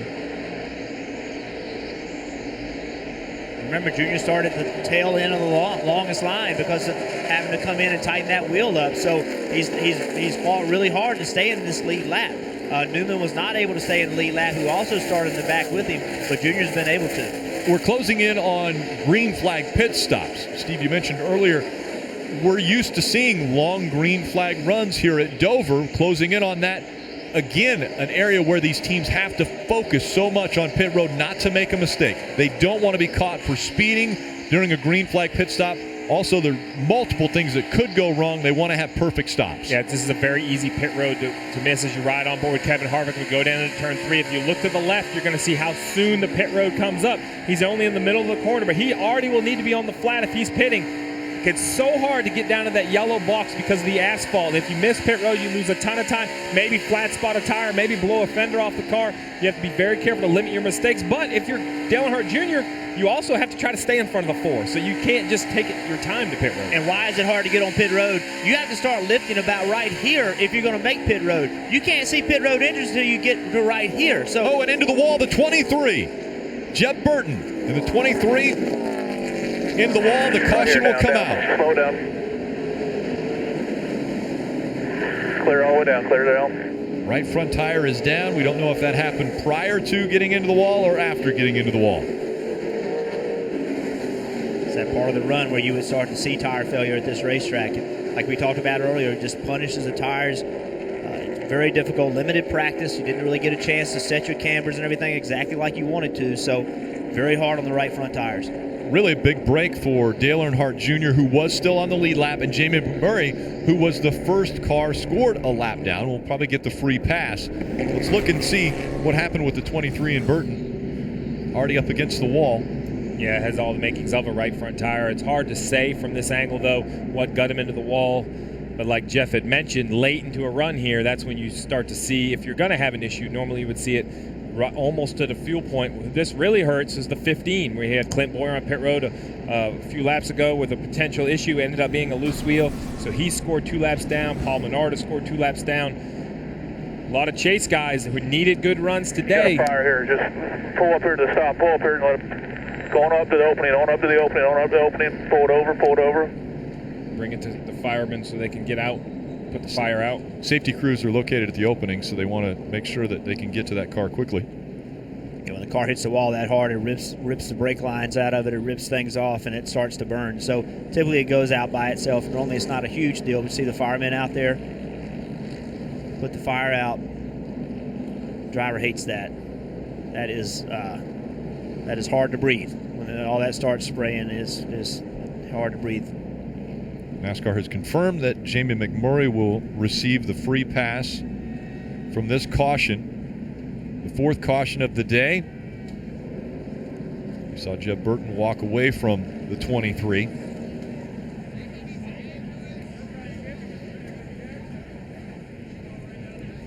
You can watch a live stream of every Sprint Cup Series race combined with additional camera angles, interactive driver stats, and track information with NBC Sports Live Extra. It's available on your laptop, tablet, smartphone, connected TVs. NBC Sports Live Extra, it brings you closer to every race. So while they're working on pit road, and they'll get the 23 off of pit road and the safety crew off of pit road, they won't open pit road until that is all clear and everyone will have a fair shot at their pit stalls. So they'll roll around the track at cautious pace. As you see Jeff Burton, they're going to ask him to walk to the infield care center. Anytime you're not able to drive your car all the way back to your pit stall, they will make you get checked out. And you saw the rescue worker. He had the helmet and the Hans in his hands. When you go into the infield care center, they check you out, but they also check out your equipment. They want to know, how did your helmet hold up? How did the Hans hold up? Did the straps work? They really want to look at that. Every time you go to the infield care center, that equipment goes with you so NASCAR can look it over. They put him back in the ambulance and they'll take him to the infield care center to be checked out.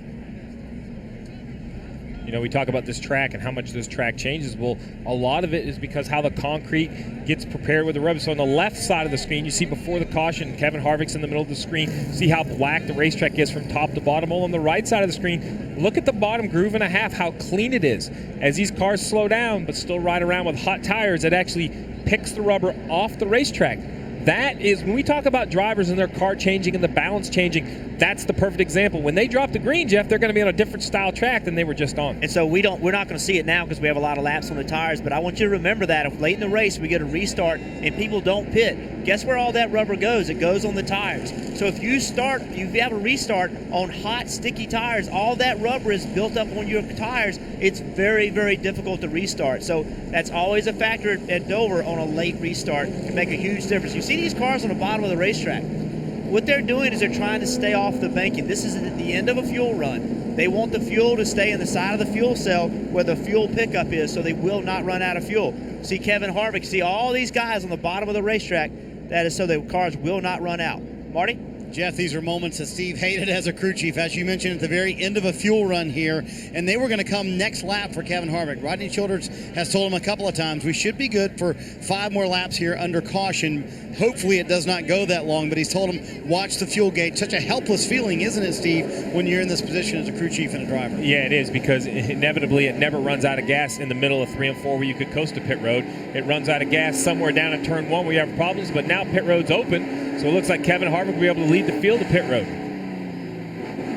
And looking at bigger picture, the 23 falling out of this race could potentially help Jimmy Johnson. Marty.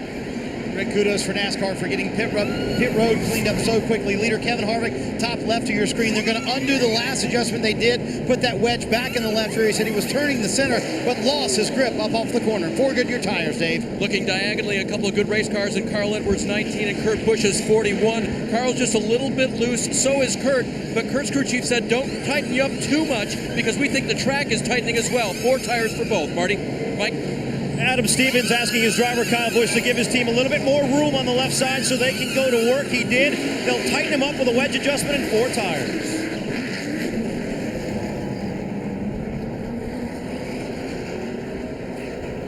And the race off pit road won by the guy who's won about every lap here, Kevin Harvick. Kyle Busch, Edwards, Kurt Busch, Casey Kane coming off pit road.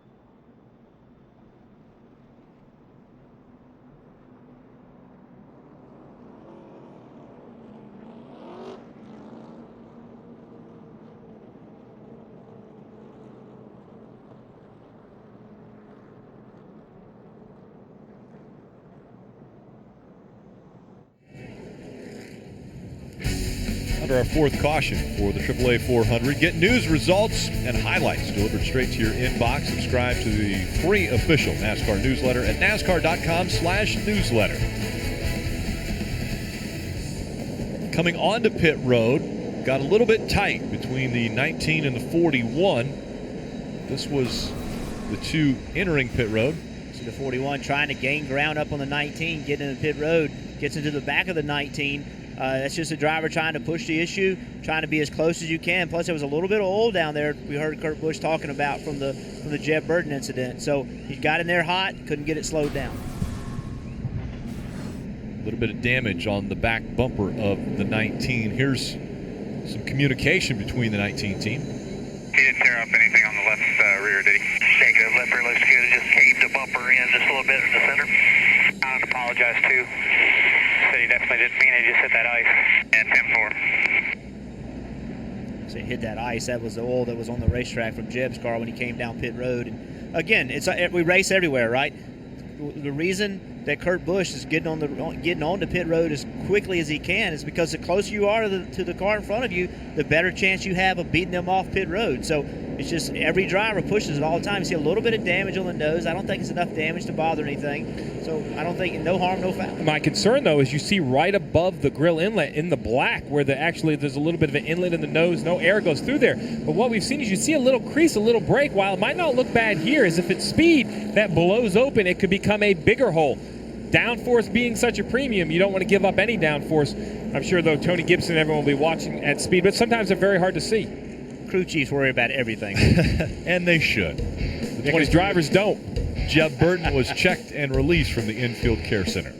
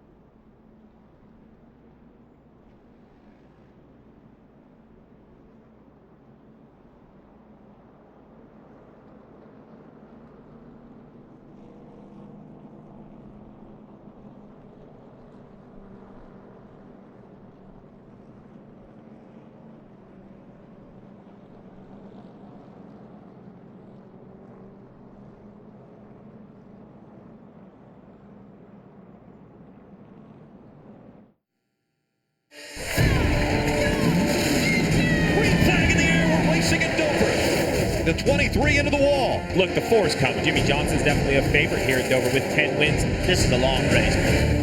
Keep your eyes on the chase points. All the chips on the table. The last man. We need somebody to take a gamble. What is wrong with this 48 car? This could be huge. Intense. Unbelievable as we've just reached the halfway point. of this, the last race of round 1. There's the chase grid points as they run. McMurray, Johnson, Menard, Boyer, all below the cut line. Junior just above the cut line, Dave. And Rick wondering where he stands. Listen. All right, if we are ahead of the 1 and 27 and the 15 and the 4 wins, what's the scenario? Right now we are 12 in front of the 15, 27, 48, and the 1. Oh, how many laps down is the 48? 36 laps. Next car is 10 laps down. So he'll probably pick up 1 lap to this 23, 1 point. Guys, his car has been good, but not great. And that 1 point above is right where he started the day. Drivers focused on the big picture, where they're running on the track and what the implications will be for this round of the playoffs. And that drive he did after the caution before this one, where he was able to stay on the lead lap, that was big. That intensity, bringing it right then. He had a good car, not a great car, you heard, but he was able to keep that car on the lead lap. That was a big, big move for those guys. Kevin Harvick has led 176 laps of the 202 that have been completed. You know, Jeff, you mentioned the race to stay on the lead lap. Well, the 2 car was in the middle of that battle as well with the 88. And the 88 got in front of the 2 car. The 2, on the other hand, didn't. And he was behind both the 1 of Jamie McMurray and the 88 of Dale Jr., which puts Brad Keselowski 1 lap down. Luckily, only 1 lap down. Still has some opportunity with a lot of laps to go. He perhaps could try to get that lap back, and it seems like they've waved off the restart here. We're going to make another lap under caution. So you see him right next to Biffle. Biffle's the first car lap down. So you got this incredible battle with Biffle, Keselowski, Dillon, Newman, Hamlin, Boyer. All these guys are going to be racing to be that first car lap down. So a lot of times we focus on the lead, but that race for 15th, 16th, 17th, that could have huge implications. Let's take a look at today's lap leaders, brought to you by Cheez-It. I mentioned Kevin Harvick now has led 177 laps. Matt Kenseth and Kyle Busch, the only other 2 drivers that have been out front here at Dover on this overcast day. The cut race, as we get ready for round 2, we'll find out who the 12 drivers will be competing for the championship next. So much question with the weather. Practice, who's going to be good. They dropped the green flag, and Kevin Harvick from 15th to 1st in no time, and less than 30 laps, and he's led ever since. He is doing everything he and Rodney Childers needs to do to advance. Because if you look at it, other than Jimmy Johnson, Paul Menard's not having the best day in 25th, but all the other Chase drivers are in the top 20. And we're actually hearing there's an animal on the track right now. So we're going to chase that down. And we'll give you a recap as to how we got to this point, just past the halfway point. Martin Truex Jr. with issues before the green flag came out. They had to start at the back of the field. And Jeb Burton around after he got tagged in the back by the 32 of Josh Wise. And Harvick on lap 24, after starting 15th, he drove past and took the lead. Yeah, then we saw a couple pit penalties. The 11 of Denny Hamlin had a pit penalty for too fast on pit road. So did the 48 of Jimmy Johnson. The 11 of Hamlin, though, still really hasn't recovered. See Dale Earnhardt Jr. on pits, had loose lug nuts, had to come in, get it tightened up. That was a restart where he was able to stay on the lead lap. Trouble continued for the Hendrick cars. Jimmy Johnson goes into the garage. It seems like they had an axle seal issue. You see the oil all over the car. They had to come in, change the entire rear end housing, return to the lap. They're currently in the 43rd position, 36 laps behind the leader. And we had mentioned that they waved off the restart because there's Bird on the track. And it looks as though it's trying to get off the track. I think that's a duck. I'm not sure. Looks like a duck. Nice catch. And it made it onto pit road and behind pit road wall, so that means track clear. And it's time to go racing once again. Kevin Harvick and Kyle Busch making up row number 1. Harvick has chose the outside line as they come into the NBC restart zone. Back on the gas. Green flag back in the air.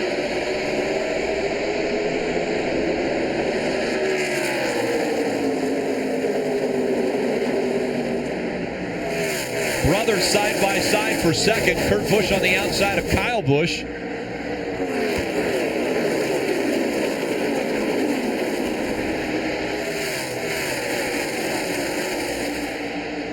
Kurt, the older brother, both out of Las Vegas, Nevada.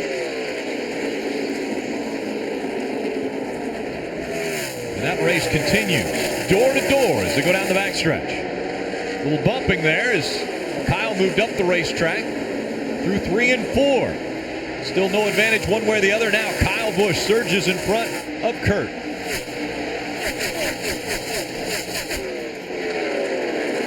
Carl Edwards in the Eris number 19 on the inside of his teammate Matt Kenseth in the 20. Just behind them, Joey Logano in the 22. They will both try to get by that 20 as he rides that high line through 3 and 4. Here comes Kyle Larson, the non-chaser that's run very strong today. He's up to 7.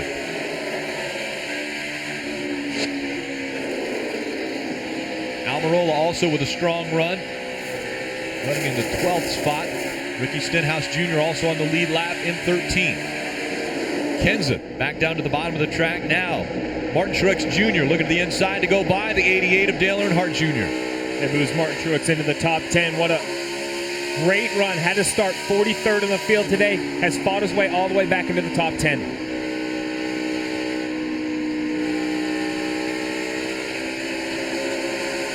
In and out of the gas for Dale Earnhardt Jr. We heard his radio communication earlier with his team. Where do we need to be? Who do we need to be in front of? And what's the point situation as we run? Currently, they are 12th. McMurray, 2 points behind them, as you see on the top of your screen. Chase points. McMurray back 2 points from Earnhardt Jr. I think we have to remember, that's assuming Harvick wins this race. Correct. If he doesn't win this race, he doesn't have enough points to get in. Currently, if he didn't win this race, he would be 6 points behind. So he has to win this race for all those scenarios to play out. So if he finishes second, all bets are off. That battle for the free pass that you had mentioned earlier really heating up. Yeah, no question. A lot of times, I've been in this situation where you're running 15, 16, 17, and you're racing harder than the leaders racing. This is your life right here. Right now, today, the most important thing in your world is staying on this lead lap. So we can see Keselowski in the 2 car. He's trying to catch Biffle. Biffle's the guy. That's like the race for the win right there. You got to get in front of him somehow, some way, if you want to get back in the lead lap. So this is a very intense race right here. Problem with this point system, you talk about the crew chiefs talking to the drivers about what situation there is, and Greg Ives and Dale Jr. having that conversation. When you start talking 2 or 3 points, that's 2 or 3 positions. I mean, it's hard enough to keep track of with timing and scoring in front of you. To have to continue to relay that to your driver can be very, very difficult. And the scenarios do change whether the Ford does or doesn't win. So the most important thing all these chase drivers have to do right now is just continue to race. Try to get the best finish you can. Hope the points will come with it. Kevin Harvick has been in this position before, and he's risen to the occasion. At Phoenix a year ago, he was able to win to advance. He's trying to do it again today.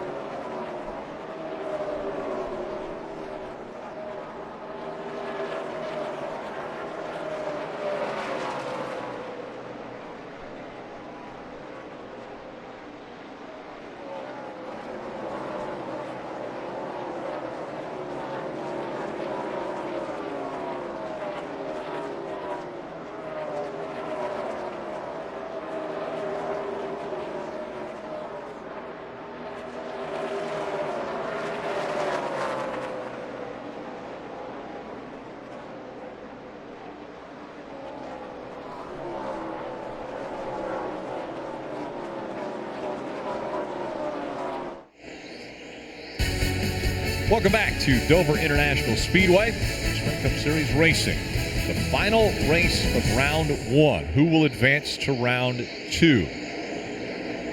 Out in front, Kevin Harvick. He's led 195 of the 221 laps complete. He has been dominant. There's only been 3 cars out front today. Kenseth and Kyle Busch, the other 2 drivers. Running second, Kyle Busch, Kurt Busch, Carl Edwards, Kyle Larson, the top 5. The big situation, Rick, is all the Chase drivers are running so well that even as great as Kevin Harvick's running, he's still somewhat in a must-win situation because the Chasers are all running so good. So if he falls back 1 position to second, he's out of the top 12. It can happen that quick. You see there, race leader moves him in. There's a ton of situations that would mean if he's in or out if he doesn't win the race. But right now, where everyone runs on the racetrack, Kevin Harvick still must win the race. But there's still 177 opportunities around this racetrack for things to change. That's right. How many times have we seen the car that leads the most laps? He doesn't win the race. The guys that run 5th, they find a way to win. The guys that run 2nd all day find a way to finish 25th. So there's a lot of racing left to go. And on this racetrack, this many laps to go, anything can happen.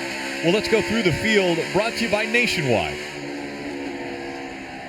And Rick, when you start through the field, you got to start with Kevin Harvick today, obviously leading all of these laps. And what you guys were just talking about, the must-win situation. I was talking to Rodney Childers about that earlier this week. He said, yeah, I know there's scenarios where we don't have to win to make it into the second round, but we're going into it like we have to win. We know we need to win this race. And I was talking to Kevin about Dover for him. He said, it's a strange track for me. First of my career, it was a terrible track, but lately it's been so good for us. Obviously, very good today for Kevin Harvick, still in the lead, Mike. Well, Marty, starting outside the Chase cutoff today, Kyle Busch wasn't necessarily in a must-win situation, but he knew he had to have a good run. So much, in fact, his crew chief may have coined a new phrase when I asked him how you approach this race. Do you go conservative or you go aggressive? He said, we're going to go observant. I kind of shrugged my shoulders and said, what does that mean? He says, we know who we need to outrace, and we're going to do that today. Right now, they have done that, Dave. Kurt Busch is having a good run in the 41 car, but remember he had contact with Carl Edwards coming to pit road the last time. That has changed the handling of this race car. With that nose punched in just a little bit, Kurt says the car is tight right now. They'll have to keep an eye on that, but he's still very quick. As for the 19 of Carl Edwards, the one thing they're keeping an eye on are the temperatures on the 19. He reported that they were creeping up just a little bit, but the balance of the car remains solid for the driver of the 19. Mike? Talking with Joey Logano's crew chief this morning, Todd Gordon, he said, although we had a very short practice, he felt like they may have found something significant. He said when they were here in the spring, they weren't all that good. There was room for improvement, and they found what they needed. The car hasn't been perfect, but Joey's been pretty happy with it. The balance has been pretty neutral over the course of this run, and he's been pretty happy. Meanwhile, Matt Kenseth, who led a good portion of the opening laps here, his car has gone a little bit to the tight side, and that may have something to do with the changing track conditions. Much more rubber on the racetrack than the beginning of the run, and right now it's just not free enough for him to get through the corners. Kelly? Jeff Gordon comes to Dover off a 7th place finish at New Hampshire, which has his crew chief Alan Gustafson optimistic. He said our cars have definitely looked better the last few weeks, but we're always still trying to improve. He said the point situation, we feel pretty comfortable with. Our focus is the top 10. If there's an opportunity to go for a win, we'll do it right now. Jeff Gordon said he's got nothing to lean on. He called it harsh and edgy in the right rear. They made some adjustments to try to help him out last time down pit road, Marty. Kelly, with a limited practice this week, and I asked Cole Pern what they were able to do setup-wise to help the 78. He said, not much. He said, we tried a couple of things, but we went back to our Mays setup. He's trying to track down Jeff Gordon. And how about the recovery? We've talked about it from Martin Truex Jr. Started 43rd today, last on the field after an inspection issue, and caution on the racetrack for debris, Rick. Caution for debris. It's the 5th time caution has come out. Looks like the free pass may go to Greg Biffle. He was the highest scored car, 1 lap down. There are only 14 cars on the lead lap. Biffle would make it 15. They were last on pit road on lap 196. We've almost gone 40 laps, a half a fuel run. You wouldn't expect anyone to stay out on the racetrack. No. 16. And it's confirmed that Biffle is the free pass. Yeah, I wouldn't expect anybody to stay on the racetrack. And with only 14 cars in the lead lap, I would expect everyone to take 4 tires at this point. A lot of racing still to take place. As you mentioned, We're 168 laps to go. When they come to pit road, it could be one more stop. You had mentioned a 80 to 85 lap pit window, so potentially one more stop in this race. And with limited opportunities to make changes to these cars, you got to do it right now. And now's the time, because as we get later in this race, if there are more cautions, then more cars are going to end up in the lead lap. So if you're running somewhere in the 8th to 14th position, now's the time if you want to take some extra time. The worst you could come off pit road is 14th. We have a rash of cautions. We have a bunch of lucky dogs, maybe a few wave bys. You can end up with 20 or 25 cars in the lead lap. Cruz getting ready. Up on the wall. And here comes Kevin Harvick and the lead lap cars. Marty? And Rick, Kevin Harvick just clinched the bonus point for the most laps led today. Nobody can take that away from him. Car-wise, very happy with it. Rodney Childers says he disagrees with Steve Letarte. He thinks there'll be a lot of two-tire changes here. But Harvick said the car is so good, let's go with 4. Worst will come out is about 5th. Dave? Marty, Edwards and Busch have not shown their hands yet on the number of Goodyear tires they're going to be taking on, but they will get them full of Sunoco fuel. Carl's car is pretty good on the balance, no changes there. As for Kurt, he reported that tight race car. They'll go back a little bit on their previous wedge adjustment. Looks like they're both going to do core, Mike. Busch had said he was down on the right front splitter. Adam Stevens waited a moment to make the decision. He said, let's go bogey. Looked like right sides only, guys. It looks as though 3 drivers and teams decided to go with 2 tires. Kyle Busch, Casey Kane, and Martin Truex Jr.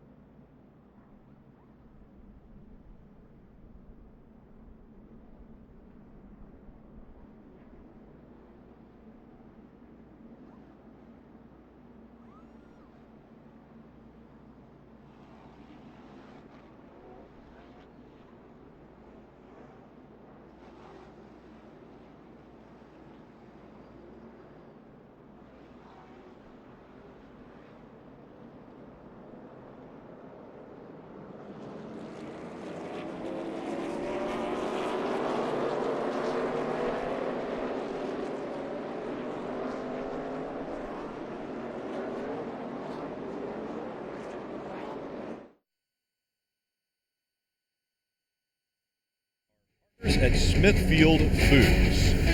Great shot at this Monster Mile. You can sign up for the Quicken Loans Weekly Playoff Grid Challenge for your chance to win weekly prizes, including NBC prize packs and a Roku streaming player. The more weeks you play, the more chances you have for the grand prize. Quicken Loans will pay your mortgage for a year. As they run, because Kevin Harvick is not out front, he is below the cut line. 12 points to be exact. He will restart 3rd. Kyle Busch, Martin Truex Jr. will restart in front of him. I still like the position of Kevin Harvick, though. He's on 4 tires. I think that's what you need at this point in the race, but It can happen that quick. Why is it that way? Because all these chase cars are running so well. We have a whole group of them. In the top 10, we have 9 chase cars. 15 cars took the wave around. And still 15 on the lead lap. As they come into the restart zone, Kyle Busch on the outside. Green flag back in the air. Kyle Busch charging out front has Joey Logano behind him. Martin Truex Jr. Now to the inside of Joey Logano, fighting for second.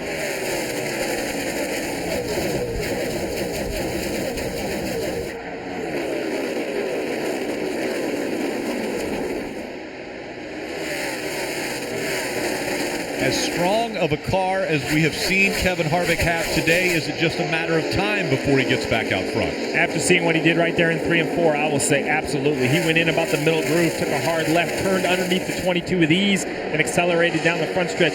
You have to have a great car at Dover to be able to change direction in the middle of the corner. And you see here as he rolls up into the back of the 78 how much quicker he is through the middle of the corner. 5 had taken 2 tires and was in front of the 4 when we went to commercial break, but they came back on the pit road. Also, the 11 of Denny Hamlin with a speeding penalty. Once again, it's the second one of the day for the 11 team. But once again, Denny Hamlin and Matt Kenseth with their wins will advance to round 2. With more on the 5 team, here's Kelly. As you said, Rick, they made a second trip back down pit road. They didn't get the 5 full of fuel on the first round. It sounds like there was an issue with their fueling system, although I heard the crew members just saying, I don't know what's wrong with it, so they're still trying to figure out what went wrong. But when they came back, and they're actually watching video right now of the replay, but when they came back down, they took the opportunity to change their other 2 tires as well. And we saw just last week how temperamental these fueling systems can be. After the race, Rodney Childers tweeted out some information that he wasn't worried about fuel mileage because, in his opinion, they got good enough fuel mileage. He looked at the computer data and it said he could have got to the finish of the race. What was the problem? The car wasn't completely full of fuel. That's an assumption you have to make when you talk about fuel mileage. It bit this 4 car last week, but it's I don't even say it's a mistake. It's an assumption you have to make. But because you don't have a fuel gauge, do you weigh the cans when you're done to find out how much fuel you believe you got into the car? You do, Rick, but the situation is, especially last week, if you have a lot of 4-tire stops all day long in a nice long race like Charlotte, perhaps you get really consistent fuel mileage, and you would see all of a sudden if you had this really crazy number, you would say, oh, we either spilled some fuel or we didn't get the car full. But in New Hampshire, with 2-tire pit stops, short runs, long runs, the fuel mileage bounces all over, so they had no idea the car wasn't full on the last pit stop. That is the concern. It sounds like the 5's having the same issue today. We mentioned the possibility of one more pit stop. If this race were to go green from here on out, they would have to come to pit road one more time for fuel. 80 to 85 laps is the pit window here at Dover, as the gap continues to close between the 18 and the 4, and gap is closed here as well. Kurt Busch right on that back bumper of Joey Logano. Kurt Busch to the inside. He'll try to pass Logano for 4th. Harvick fastest lap as they cross the start-finish line. Kurt Busch able to make the pass on Joey Logano. Busch up to 4th. And the gap last time by was just over 0.4 of a second. Now it's under 0.4 of a second between Kyle Busch and Kevin Harvick. We talk about a wide racetrack and multiple crews. Watch the 4 of Kevin Harvick. The 18, watch right here on board. The 18 goes in, rolls right around the apron of the racetrack. Very, very low. The 4 is purposely going up the racetrack here. Going to get the car pointed, have a straighter, more acceleration off the corner, try to close the gap. He did the same thing down here in 1 and 2. We talk about great racetracks to race on. There are tracks that give drivers option. That's what Kevin Harvick here at Dover has today. And some more debris on the front of a car. That one, now the race leader, Kyle Busch, with a little bit of debris just off of the area where the air comes into the radiator. On the grill here. Pretty big piece of paper. Iron your tips, get it off behind him inside. And you just heard they want him to get right behind that 4 to see if the paper will come off. Disturbed the air, it did. I was worried he wasn't going to be able to stay that close to the 4 because That's what I was thinking. I'm like, you're not close enough. And as I'm thinking that, the debris is flying off. And lost in the paper was the fact that Kevin Harvick is the race leader once again. What happens is you can see the 18, as soon as he pulls behind the 4, the air changes and off goes the debris. So that's a great example. How you hear the drivers talking about they get tight behind another car. That's a great example of why. You can see what the difference was when the 18 got behind the 4. All that air started moving around. It makes it so you can't turn behind another car. It takes the air off of your car. That's why it's harder when you're behind another guy. So that's a great example, a great illustration of what happens when you do get behind another car. You talked about the 4 car trying to get by the 18 car and the different choices that drivers have. We saw the 41 car pass the 22 a little while ago. Look what the 41 did. Look what Busch did. He entered high, rolled the center of the corner really quickly, turned and left on the bottom. Tons of momentum and got underneath the 22. So that is a typical Dover pass. Again, Steve mentioned it. There's a lot of options here. Drivers can go in a lot of different places on the racetrack. That to me was a typical Dover pass. And once again, Chase points. That's the 20 and the 11 with their wins advancing, and the 4 as the race leader back into the top 12. With a few more updates with the 15 of Clint Boyer. Here's Marty. Rick, big move in the back of the field. Clint Boyer just went around Brad Keselowski. Why is that a big move? That puts him in the position for the free pass should the caution come out. Boyer in 16th. They've taken a wave around already today and have been struggling with a car that gets looser the longer they run. But the car's not bad. If they just get back on the lead lap, Dave, they can make some hay. And Marty, that's the exact focus of the 2 car. They didn't want to get passed by Clint Boyer right there. They know they have to get back on the lead lap with a car that has been struggling in the middle of the corner all day long. Right there where he hits, it's been difficult for him to control. He has to get back on the lead lap. Kelly? Ian Newman made it all the way to the championship race without winning a race last year. They got there on points. They're doing the same this year so far. And crew chief Luke Lambert said they feel really good about their situation. He said, we're not super safe, but we're better than we were off last year. But he said what we need to do is stay on the lead lap and have a solid day. They haven't been able to do that. He said his hands full with the 31. He's saying right now his car's starting off really, really tight on this run, Marty. Dave, Denny Hamlin doesn't have the pressure these other guys have, Kelly, because of the fact that they won at Chicago. But Dave Rogers told me, that worked for the flight to New Hampshire, and that's it. Then the competitive side takes over. Then you have to stay sharp. Currently not doing too well in that 11 car, though. They've had 2 speeding penalties on pit road, and they also have a voltage issue, Mike. He's having to shut everything off under caution. Like those guys before him, this is not the day Paul Menard was hoping for, nor was he expecting. Spoke with his crew chief this morning, and he said, look, the first 2 races of this first round of the chase, they were not necessarily at tracks that we're very good at. This track, however, we're optimistic. We've got a good package for Dover, and we expect them to have a very decent day today. That has not been the case. They have not been able to find the balance. They've been very loose through the course of this run in particular, and right now, Paul not very happy. He has not cracked the top 20 much of the afternoon, and that's exactly what he needs to do to advance to the next round, Marty. Well, Mike, remember the problems earlier for Jimmy Johnson, the broken rear seal. They have, however, gained 1 spot. When Jeff Burton wrecked on the racetrack, they have now moved up to 42nd. They're still 36 laps down, though. Mechanically, everything seems to be fine now with the 48 car. Ron Malik went underneath the car. He's the car chief on the last stop check. Everything was good. Now they just need to hope that they can gain some more spots by other people falling out. Currently, though, as the chase grid sits, Rick, Jimmy Johnson out 9 points off the cutoff line. A lot of shuffling can still happen as we still have 142 laps to go. 217 laps led already by Kevin Harvick as we go NASCAR nonstop.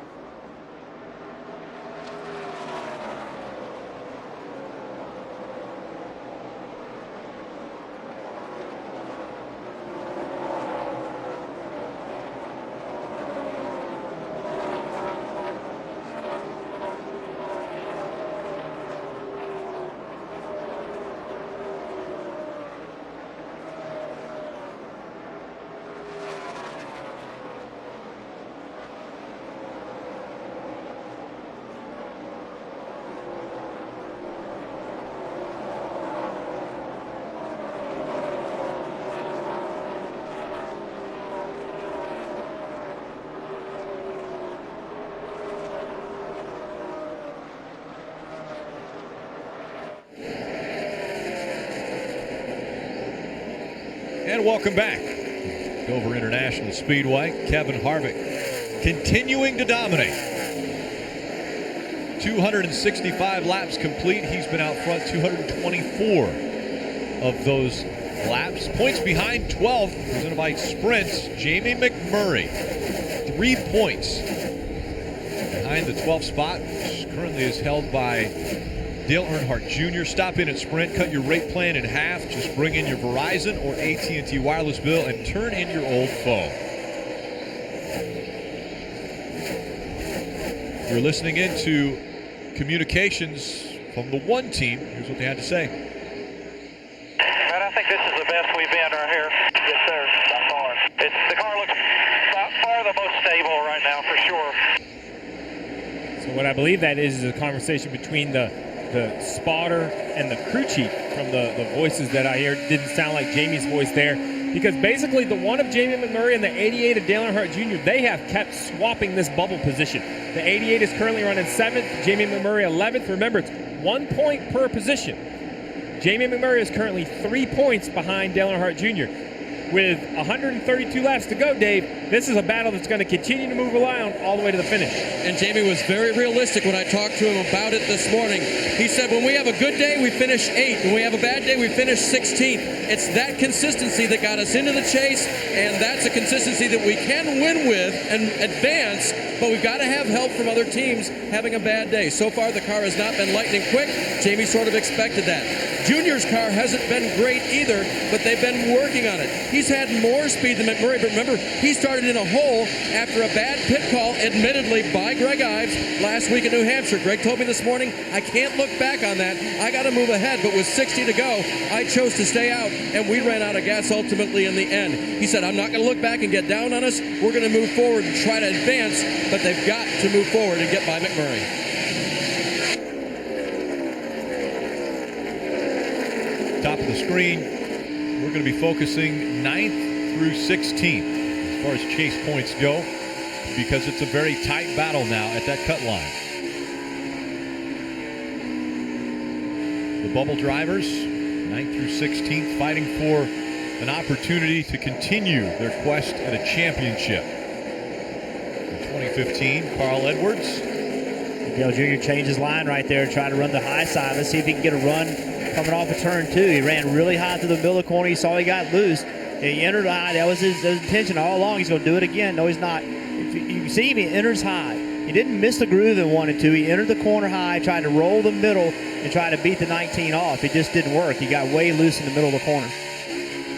Dale's one of those drivers, too, when you watch, always moves his right hand over when he goes into a turn. I did that too. I didn't know I did it till I had an in-car camera. I had no idea I drove like that. And I watched myself in an in-car camera. You see him take his hand, slide it over, puts it on top of his left hand. I don't know why I drove like that. And if you ask him, he probably doesn't know either. That's just what feels normal. Feels natural.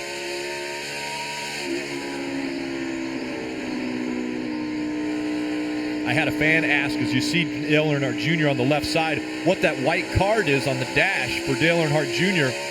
And for quite some time now, years as a matter of fact, Darrell Waltrip's wife, Stevie Waltrip, has always written down a Bible verse and given it to Dale to put on his dash for the race. And so that's what that is. It's a Bible verse that was given to Dale Earnhardt Jr. by Stevie Waltrip. They do that every race. The 15, Clint Boyer trying to stay in front of the 24, Jeff Gordon. Clint's a lap down, but Clint's fast. I mean, he's driving. He just passed Jamie McMurray, just passed Jeff Gordon, this 10th, 11th place positions. Clint's down in 16th, the first car lap down, but you can see he's got a fast car. If he were able to get back in the lead lap, he's one of those drivers that has to win this race if he's going to advance. If he were able to get back in the lead lap, he might could make some damage here. Marty? Jeff, that's what we were talking about a moment ago when we were doing Through the Field, that if they get back on the lead lap, they really feel like they can get up into the top 10, maybe even the top 5 for Boyer. In fact, his spotter, Brett Griffin, has said several times on the radio, this car is turning better than anything we've had here in years. And this is a guy in Boyer who has 9 straight top 10s at Dover.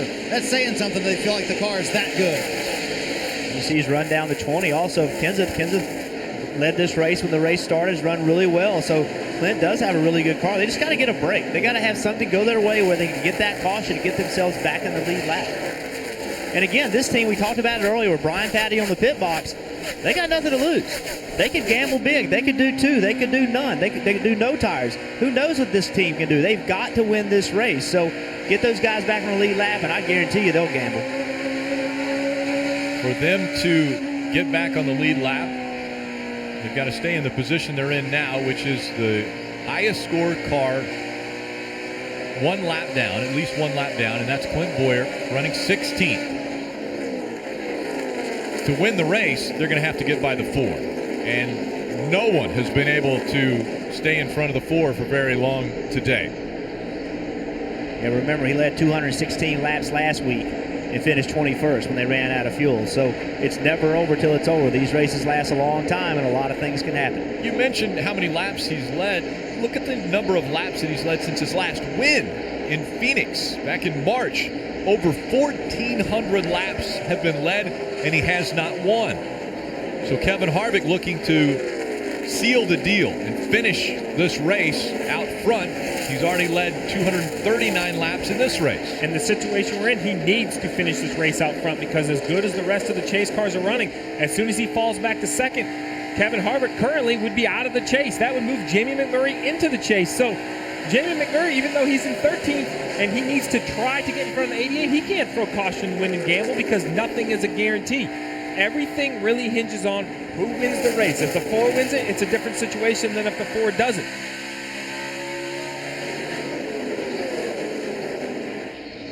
Kevin Harvick, Kyle Busch, Kurt Busch, Martin Truex Jr., Joey Logano, the top 5 at Dover as we go NASCAR nonstop.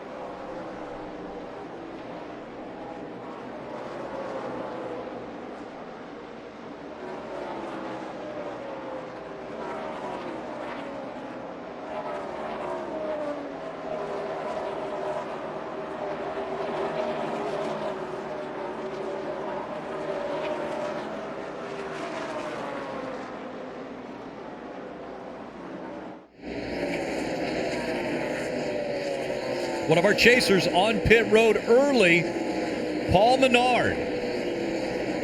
Unscheduled pit stop for the 27. Mike. Last time Menard was on pit road, Rick, was lap 197, coming down to make some adjustments on the car. He's been a little bit tight center, free everywhere else. As we've documented throughout the race, this team needs to have a good run to advance to round 2. 4 tire change and an air pressure adjustment, hoping to make it better.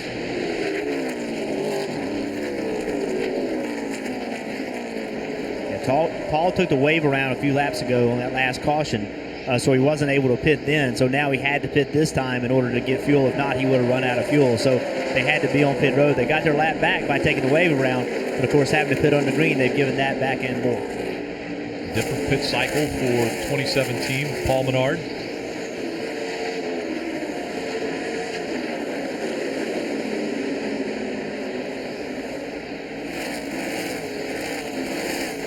Kevin Harvick, dominant, in a position to advance in round 2. He's been in this position before where he has to win.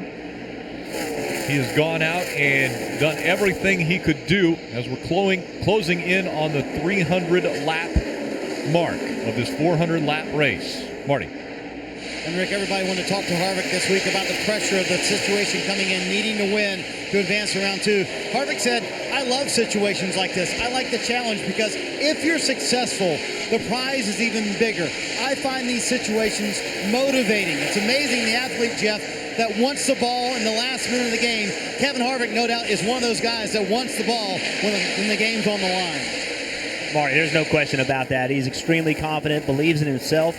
He believes in his team. When you put those two things together, it's empowering. So he didn't want to be in this situation, but once he got in it, he didn't pout. He just went to work. I mean, he came here with intensity in his eyes. We got to get it done. He and his team done a great job to this point. But again, there's still 107 laps to go. A lot of things can happen. Absolutely. And we have seen some already incredible things happen in this race, including the 48 team of Jimmy Johnson. They had a bad seal in the rear end, and were in the garage for 37 laps. Now scored 42nd, 36 laps down to race leader Kevin Harvick. Their fate now is in the hands of others as they're out there running laps, but they will have to have either more cars fall out of this race or the drivers that are in front of them, 88, the 1, have issues to where they would fall behind them. I think that's a key point. It's not just the 48 advancing. The 88 of Dale Earnhardt Jr. is running 6th. Jamie McMurray is running 11th. That's who the 48 needs to pass. If they lose 4 spots, that's what he needs to gain. So there's still a lot riding on where the 88 and the 1, not only are they racing each other, but they have to stay in front of the 48 as well. Mike. Well, Rick, Matt Kenseth started on the pole, but the day has not gone as smoothly as the opening 25 laps or so. And the handling of the race car has gotten a little bit off. As the temperatures have dipped, it seemed like the balance has changed on his car as well.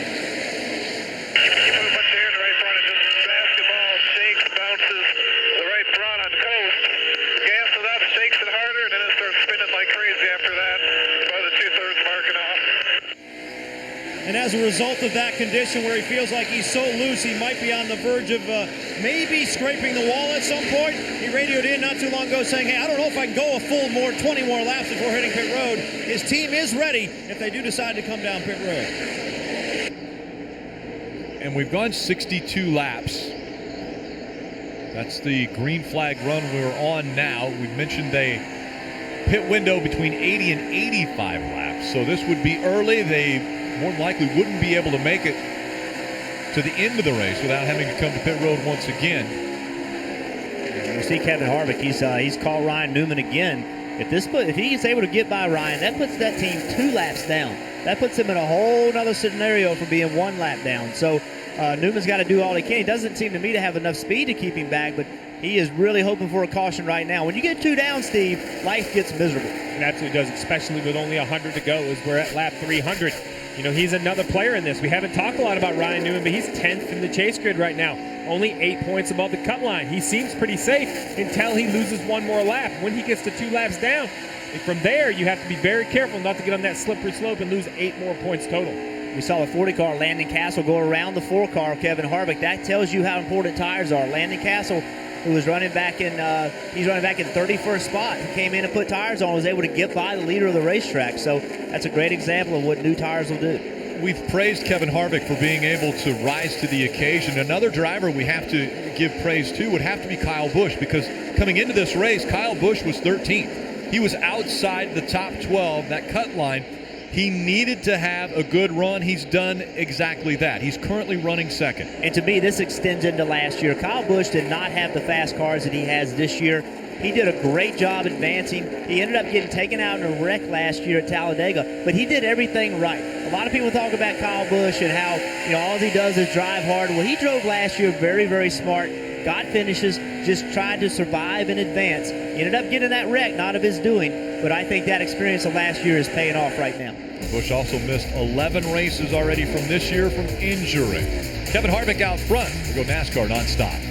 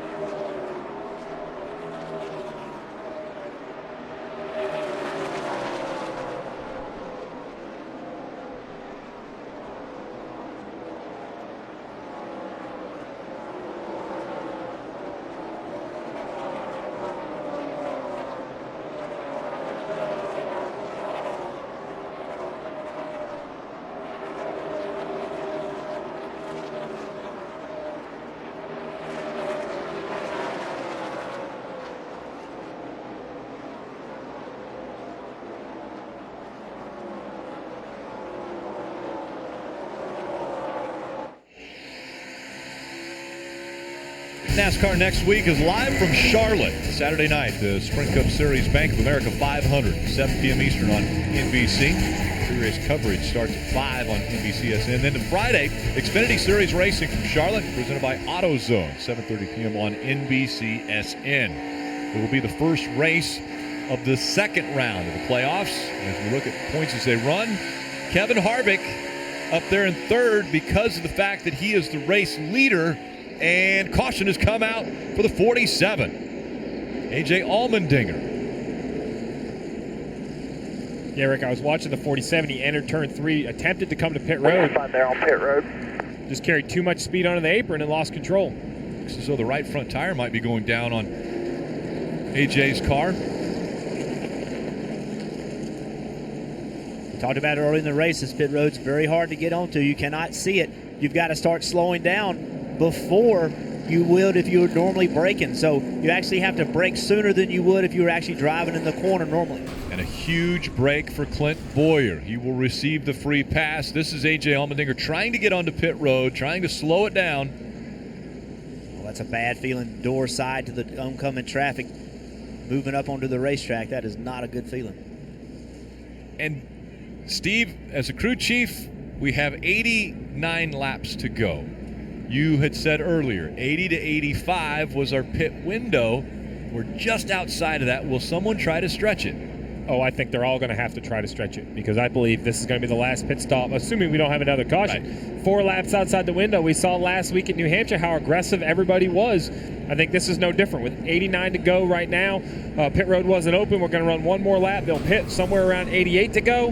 They have to start saving fuel as soon as they leave pit road because if we don't get another caution, this will be the last pit stop before the finish. This is the exact scenario that Rodney Childers and Kevin Harvick did not want to see. They wanted to see this thing stretch a few more laps before they pitted. This is just exactly what happened last week. I mean, they're in that same position. There's no question this week.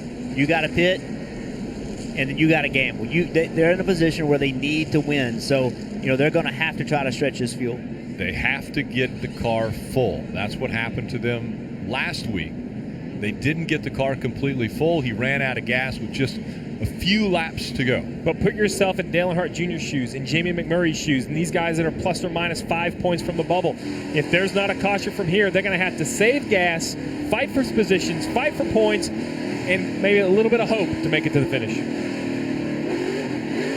And again, I'll remind you that the 15 of Clint Boyer will receive the free pass and be back on the lead lap. That will put 16 cars on the lead lap. Marty? And Rick, Martin Truex Jr., remember, took 2 tires on the last stop, so they're looking for 4 definitely on this stop. And no changes. Truex was very happy, restarted second with those 2 tires, and only fell back to 4th, so very happy with that 78 car. Kevin Harvick, the dominant car so far today, top right hand of your screen, was about 5 laps from stopping. Balance is good. They wanted no changes to it, and they wanted to leave the grill alone. The tips look very good for Kevin Harvick. Third place, Kurt Busch is going to have a little bit of a longer stop. They have to put a packer in the left front, add air pressure there. He thinks a jack screw is turning itself. The car is tight entry, loose off. Mike? Kyle Busch said right side's only last time down pit road. He consequently used up that left rear pretty good over the course of that run. 4-tire change and a wedge adjustment on the left side to Busch. The race off pit road, won by Kevin Harvick, race leader. Kyle Busch coming off second. Edwards moving up a few spots on pit road.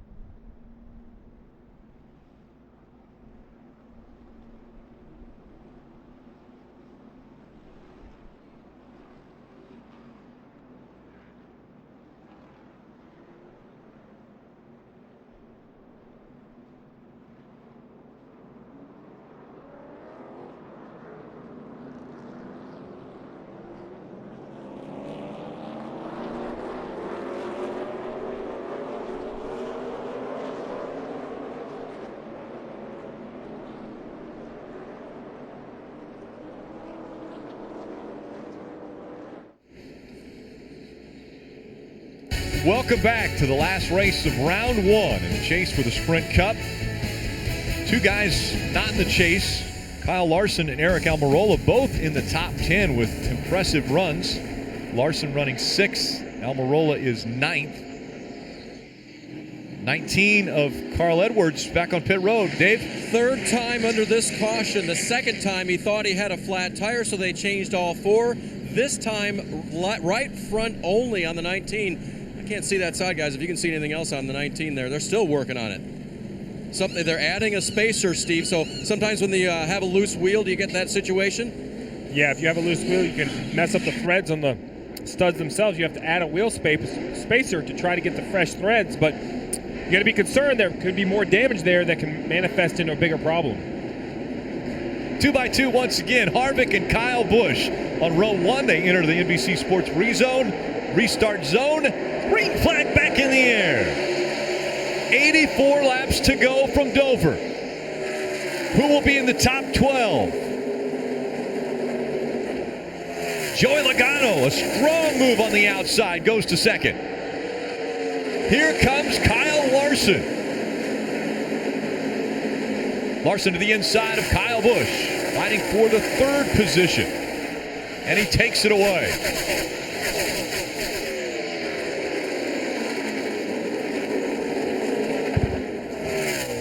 Kyle Larson still searching for his first Sprint Cup win. Has moved up to third. A year ago, finished third. In May, finished third in this race. We know he is good at Dover. Can he close the deal? Kyle Busch, Dale Earnhardt Jr. running fourth and fifth. Two drivers entering this race right at the cut line as to who will make it into round two. Keep in mind, these guys right here, as hard as they have to race to maintain track position, they're not able to save fuel right now. Kevin Harvick in the lead. He's able to maintain based off the second place car. He can start saving at the very beginning of this run. That's the best way to do it. It's way easier, Steve, to save fuel over 82, 83 laps versus trying to get it on the last 30. So right now, Kevin Harvick is probably trying to save fuel immediately. For an update on our leader, here's Marty. And Jeff, you mentioned the fuel scenario for everybody. It's a big question, even for Kevin Harvick. Here's what he asked the team. If it's full, which it looked like it was, it would be about 1 lap to the good. But we could save a couple laps. It shouldn't be no big deal. And Harvick did ask, what is our scenario? That was Rodney Childers' response. So they think they're good. And then he came back on the radio a moment later, and Childers said, at worst case, we might be half a lap short. Saved me a little bit, but he can go fairly hard this run, Rick. If he goes hard this run, that means he wouldn't be saving the half lap. Is that right? After last week, yeah. If he thinks he's got to save a half a lap, he's going to try to save 6. I mean, he is not going to cut it close after last week. You can't assume it's fuel, that the fuel is full. We heard Rodney say it looked like it was full, but you don't 100% know. So if you think you got to save a little, try to save a lot. But you got to understand, Rick, the situation they're in right now. Making it on fuel and running second is worse probably than running out of gas leading, because they both eliminate them from the chase. I would rather run to the finish and try to win the race. And behind, way behind Kevin Harvick, Kurt Busch running 14th. Dave. Rick, he pitted running third. We called out that they would have to add a Packer to the left front. That took quite some time, so he went from third to 13th on the restart. That is 10 points right there. 10 points that Kurt can barely afford. He's still 9 to the good as they run, but he's in a worse position than he was. It has really tightened up. Absolutely, Rick. As this race winds down with only 76 to go, we have Kurt Busch in 7th, only 9 to the good. Jeff Gordon, 9 to the good. Ryan Newman, 5 to the good. That's less than 10 positions on the racetrack. We've seen how crazy the finish has been to race 1 at Chicago. Last week at New Hampshire with people running out of gas. This is lending itself to look the same way. Look how close the points are currently. Every move these drivers make, every fuel calculation, they'll have something then. Don't forget Jimmy Johnson. While he seems to be out of it right now in 14th, what could be the best case scenario for him? A fuel mileage race. A couple guys in front of him run out of gas. Jimmy Johnson could instantly find himself moving forward. Every position on the racetrack is worth a point. 9 positions separating Kurt Busch from the cut line. Saw a little bit of a bobble out of the 88s. Dale Earnhardt Jr. Dale Earnhardt Jr. running 5th now, behind Kyle Larson. In the car, Dale Earnhardt Jr.'s team has to have circled as Jamie McMurray. He's only 2 points behind him currently running in the 8th position. That's the team they have to beat first. While there's a lot of teams they have to outrun, you have to start. It's getting to that point. No one likes to talk points, but at some point, reality sets in. With 73 to go, Jeff, now it's time to talk about specific cars to outrun. Yeah, no question. When you're in the middle of this point battle, what you don't want is drama. You want things to be smooth. We saw the 88 car driving the corner a few laps ago. Watch him underneath the 42. Look at the back end come around. He's got to chase it up the racetrack. Really loose right there. Did a really nice job of not getting into the 42. Nice job of keeping the car on the bottom of the racetrack, even though he was really loose. See it from behind Matt Kenseth. See the wiggle right here? Heard Matt Kenseth cutting some slack. Didn't get up there and try to push the issue. Good job all involved. And remember the 42, he's teammate to Jamie McMurray. We were just mentioning that Jamie McMurray is needing the points. You know, NASCAR has that rule, that 100% rule. Well, this is the opposite. You're not asking your teammate to pull over and help you. You're asking your teammate now to run as hard as you possibly can. Help us. Help us make this chase. You've got to continue to outrun this 88. And the way it works now, the way they're running on the track, Dale Earnhardt Jr. is 3 positions in front of Jamie McMurray. So Jamie McMurray, if he can catch Dale Earnhardt Jr. and pass him, would advance himself into the top 12. Those are the points that he needs to get into the chase from the second round position. And so that's where Jamie McMurray has to go out and catch Dale Earnhardt Jr. if he wants to advance to round 2. McMurray running 8th, Dale Earnhardt Jr. 5th. But really the stretch is even much more complicated than that, because you look, we have Kyle Busch currently running 3rd. Well, he's only a couple points ahead of Dale Earnhardt Jr. We have the 2 of Brad Keselowski. Well, he's the first car 1 lap down in 17th. We can continue to talk about it. With 69 to go, though, we're going to have to see this all the way to the finish, because if Brad Keselowski has a mechanical issue or runs out of fuel and costs himself 5 or 6 points, he's not guaranteed in. There are more cars involved with this bubble than probably ever before. It's not 2 or 3 cars. It's legitimately 6 to 7 cars that have a chance to move around in the closing laps of this race. And Brad's only 5 points to the good. And ahead of him is Ryan Newman, who's only 5 points to the good, who dodged the bullet and was able to stay only 1 lap down before that last caution. He was able to stay in front of Harvick. It's a huge difference. We talked about it earlier, being 2 laps down versus 1. He was able to stay 1 lap down. That was a big move in this race for that team. If a caution were to come out, Brad Keselowski right now in the transfer or the free pass position. He's running 17th, the first car a lap down. And don't forget about Clint Boyer. I mean, he's fast. He's driven his way back up to 14th. He's back in the lead lap. He just got by Kurt Busch. He got by Carl Edwards. He's got a fast race car. That's a dangerous team. That team is willing to gamble. Who knows what they'll do if we get a late caution. We see the pointers between Dale Earnhardt Jr., Jamie McMurray. The gap, that's the distance between making it into round 2 or not.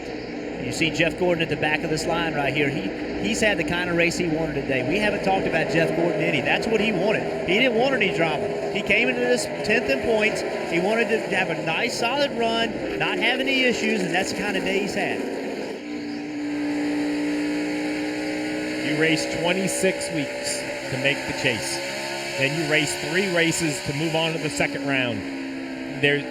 I'm not articulate enough to explain the pressure. I lived this last year. A flat tire at Kansas, 88 car, we couldn't recover. We went to Talladega, we went to Charlotte, didn't have the speed to recover. All of these drivers, everyone's goal is a championship. It's not just race wins. Everyone wants to be a champion. Well, in this format, this is only round 1. We still have rounds to go. What a disappointment for some of these teams to be eliminated in round 1. Almost every racer can point to a race that they felt like cost them a championship. I know I have one. I led the points for a long time in the chase. We went to Martinsville, broken engine, came out of there instead of leading about a great deal, came out of there 3rd in points, but the next week and had a failure. So that's what this race is. This is an opportunity to win a championship, but also it's an opportunity to lose a championship. And in this 3-race segment, 1 race can take you out of that opportunity. And remember, the points are always reset. At the beginning of this round, they were reset to 2,000 points. But at the beginning of this round, if you won a race, you received 3 bonus points for each win. So those points coming into play now as we're winding down the laps of this, the first cut race, the chase for the Sprint Cup. We go NASCAR nonstop.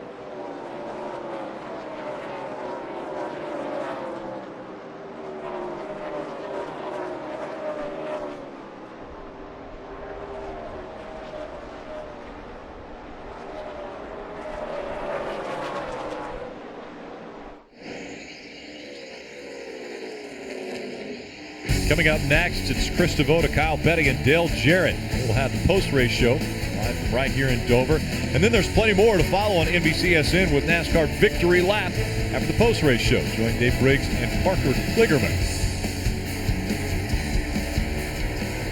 345 laps complete. Only 54 to go now. As we look at the McDonald's, who are you loving? I'm loving Kevin Harvick. He came in here 15th in points right now.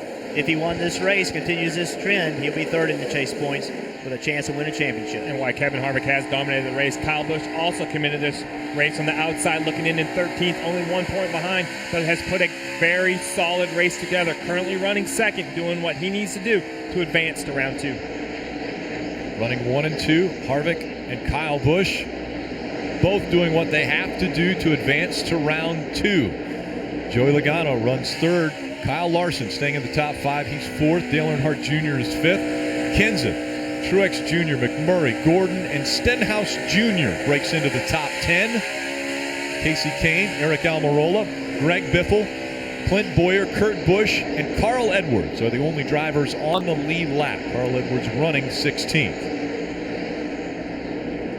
We keep talking about the fuel run and these drivers saving fuel and the opportunity to get to the finish, but with 52 to go, the other thing all these crew chiefs are having to do is ask themselves, if the caution come out now, what's my strategy? Am I coming to pit road? Are we going to save? Are we going to put on 2 Goodyear tires? Are we going to put on 4?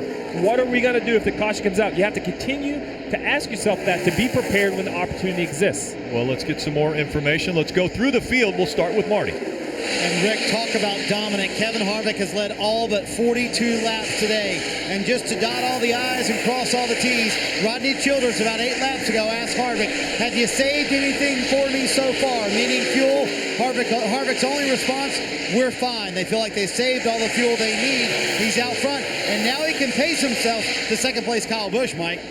That's true. You know, round 1 in the playoffs could not have gone any better for Joe Gibbs Racing. After all, Denny Hamlin and Matt Kenseth have combined to win the first 2 races. Kyle Busch would love to add his name to that list and give Joe Gibbs Racing the sweep here in round number 1. But to do that, he knows he has to find something that he doesn't have right now, and that's the speed to track down Kevin Harvick. He radioed in not too long ago saying, we're just not as good as them. They're hoping to still make some more adjustments and perhaps catch them. Meanwhile, Joey Logano, a few laps ago, he was trying to hold off Kyle Busch. Wasn't able to do it. Although he feels like he's got a pretty good race car right now, he felt like at the beginning of the day it would be better toward the end of this race as rubber was laid down. That was accurate. The car has been faster and has been more balanced throughout the course of this run. Joey is very good, but still needs something more to get up toward the front. Dave? Dale Earnhardt Jr. is right on the bubble, and he's got a problem. He says, I've got a really loose wheel. Crew Chief Greg Ives radioed back, we know which one it is. If it becomes too big a problem, you'll have to come down pit road. Just before the last round of pit stops, Matt Kenseth radioed in. You heard him say how loose his race car was. It was a handful, and a big handful for the 34 car, Rick. Brett Moffitt up against the wall will bring the caution out. This could be big for Dale Earnhardt Jr. If he did have a loose wheel and they did need to attend to it. I don't see any fluid yet here. Could be a very big break for the 88 team. As we look at the damage to the right side of Brett Moffitt's car. Free pass will be Brad Keselowski. This caution sets an opportunity up for some guys that really need wins. Ricky Stenhouse Jr., Casey Kane, Eric Almirola, although they're not in the chase, they could do no tires, they could do fuel only, do something to gamble. And of course, Clint Bowyer down in 13th, needing to win. So don't be surprised if we see some strange strategies right here. That's what makes this pit call so difficult for Rodney Childers. What is the strategy? You know he wants to put 4 good years on it, but if these guys get desperate, big gamble, and they only take right sides, I don't know if he can afford to start with only 46 laps to go. 6th, 7th, 8th. Why he's been dominant, you still have to have enough laps to work your way through the field. And what's different about this pit stop for the 4 cars, this run didn't go long enough for him to put a lot of lap cars down. So Kyle Busch, Joey Logano, Kyle Larson, they're all coming in right behind him. You've got to have a good pit stop right here. This is the first time the pressure's been on the 4 all day in this situation. And here they come to pit road, Marty.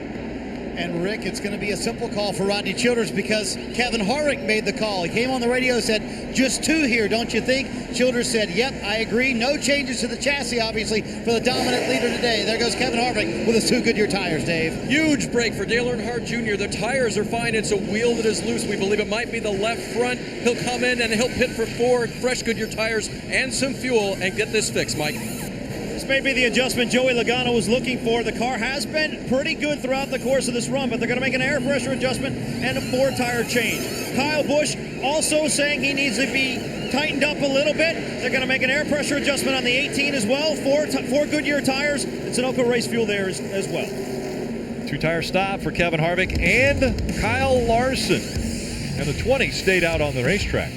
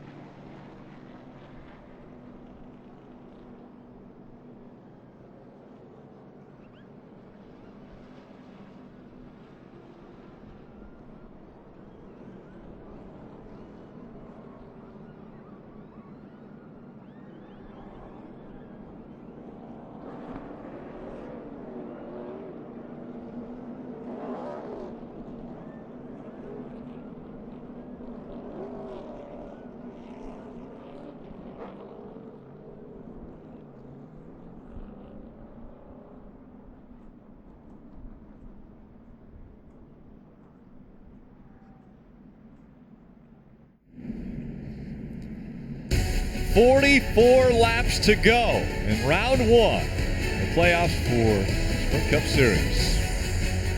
The crash that brought out the caution, Brett Moffitt in the 34. You see him up in front. And by the way, that's up in front of race leader Kevin Harvick. Oh, that's a big hit. Fernie, watch him. Stay low. Stay low. Yellow. Pretty close call between the 88 and the 1 here. Look at the 1 coming up. A very narrow pit road.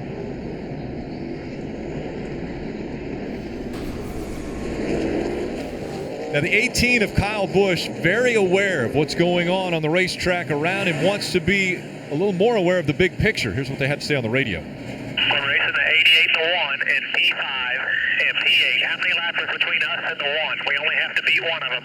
If the 4 wins, we got to beat them both. No, the 48 dropped out, bud. He's P42. So the 48 is going to get eliminated? Is that what you're saying? Yes, sir. We got it under control over here. Oh, my goodness. Glad somebody does, because this is going to get interesting. One thing that's crucial is the way everybody came off pit road. Matt Kenseth came off. He never pitted. He stayed out. That puts Kevin Harvick on 2 tires on the inside line. Behind him in third is Kyle Larson with 2 tires. On the outside is the 22 with 4 tires. So the inside line should roll here because Kenseth has older tires. Yeah, and why is Matt Kenseth so concerned about this? He wants to beat Kevin Harvick, eliminate a championship competitor here in round 1. Let's see if he can get off, get a good start here. All that rubber's built up on his tires. It's going to be very hard for Matt Kenseth to get a good start. Red line superimposed on the racetrack, the NBC Sports restart zone.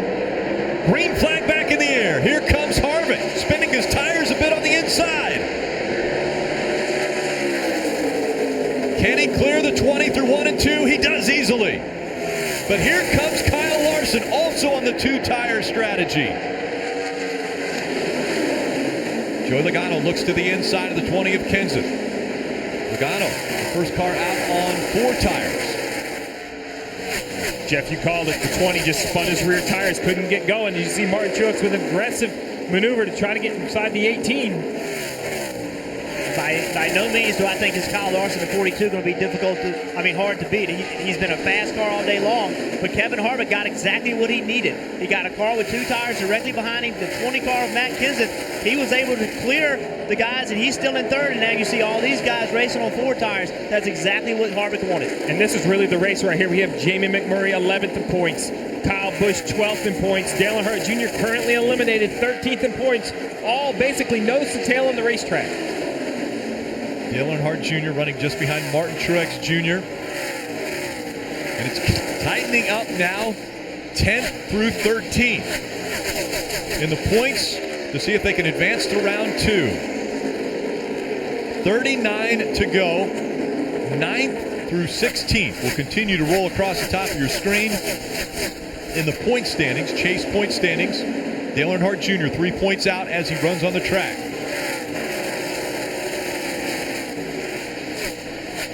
Kyle Larson, 0.8 of a second behind Kevin Harvick for the race lead. Harvick continuing to stretch out his lead.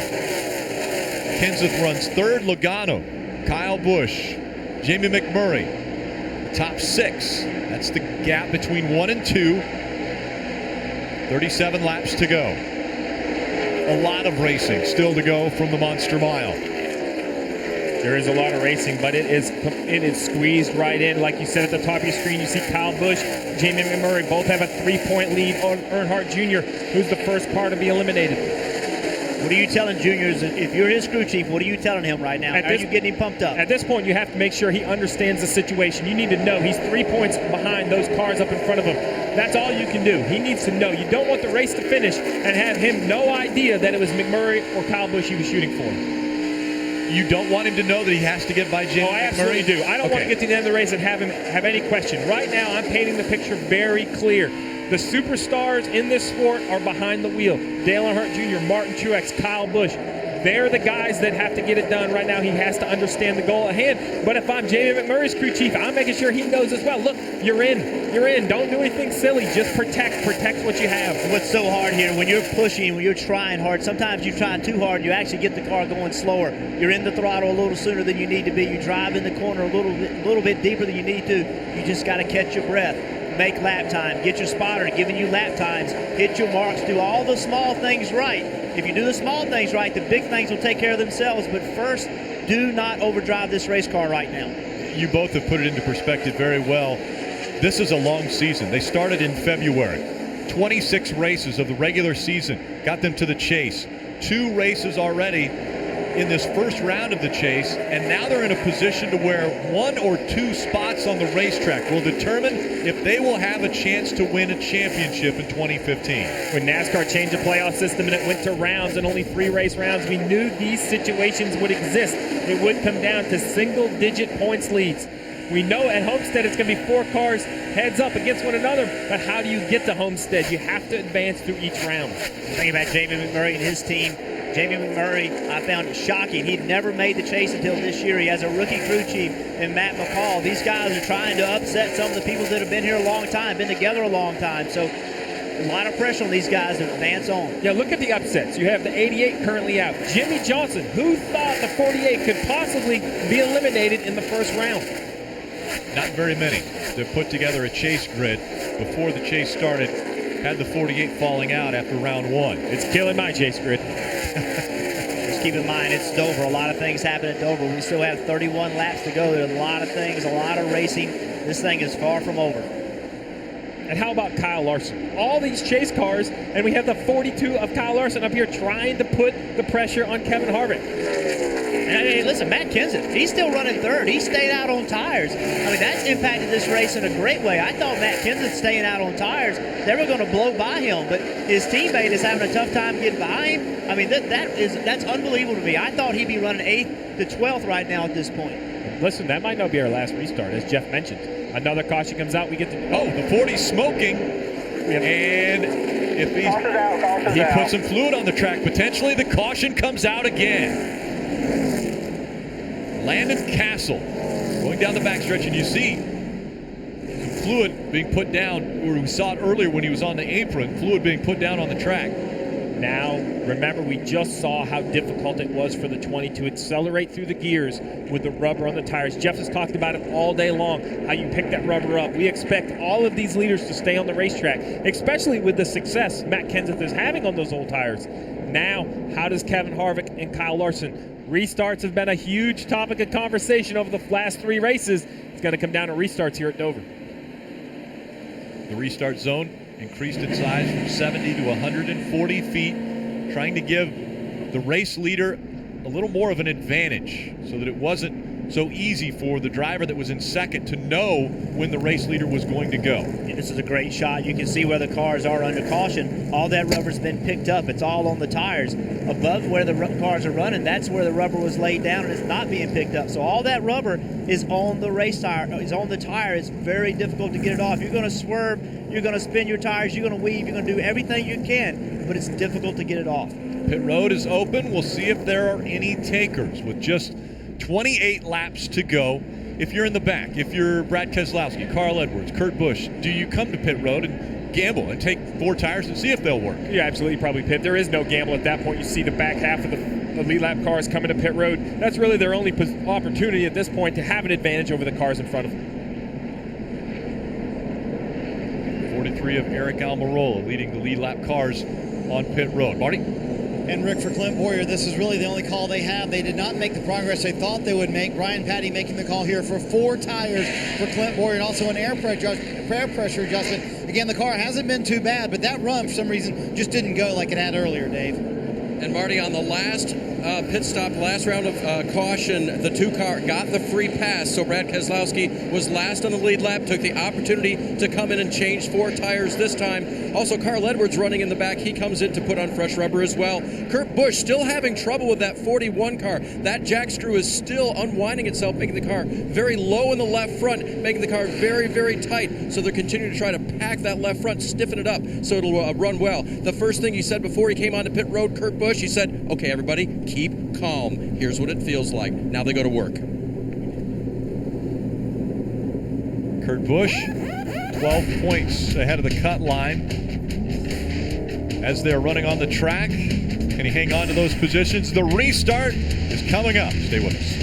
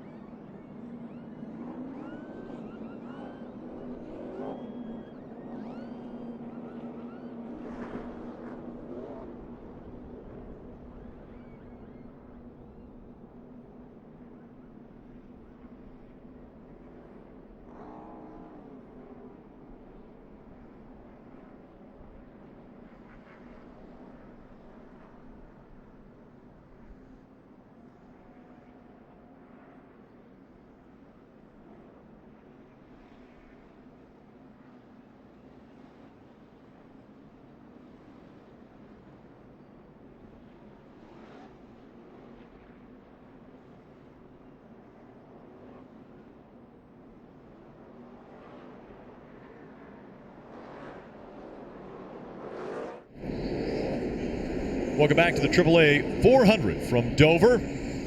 Jamie McMurray, before the last pit stop, was 2 points outside of the cut line. Take a look at the race off of pit road and what Jamie McMurray had to do. And you can see he beats the 88 off pit road. It's really tight. He had to watch right here. Watch the 1 car. See the left front lock up? That's him getting his car back down to pit road speed. Now that put him in the outside line behind the 20 and the 22.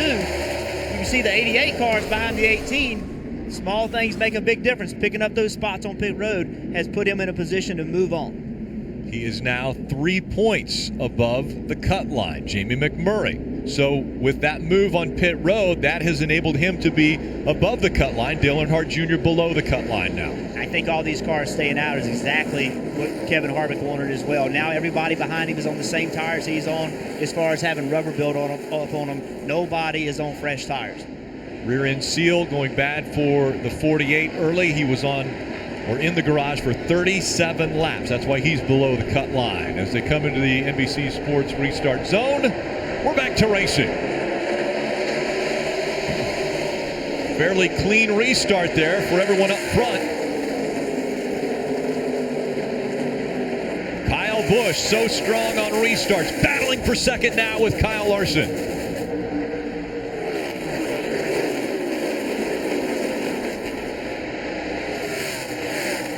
The two continue to fight for second. The battle for fourth won by Dale Earnhardt Jr. And with that move, the 88 and the 1 tie right at the cut line.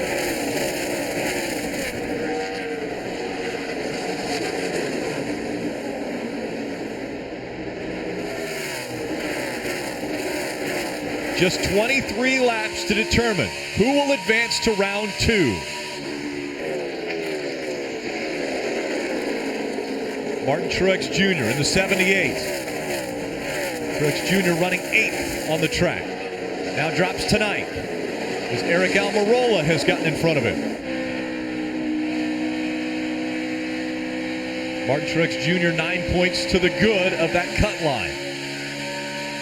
The guys in as they run. Martin Truex Jr., Brad Keselowski, Jeff Gordon, Kurt Busch, Kyle Busch, Ryan Newman, and Dale Earnhardt Jr. Watch Dale Jr. on the outside of the 20. The 1 car got really slow. He got loose in the middle of the corner. That allowed the 88 to power on the outside of him and clear him. That's got him tied in points right now. Look at that pass. You saw the 1 car with a big wiggle. The 88 just carried that momentum and got around the 1. Now he's around the 42. Let's go to Dave. McMurray radioed in, do I have to pass him? The word back was, yes, you have to pass the 88. It's go time for Jamie McMurray if he wants to be in the chase. Continuing.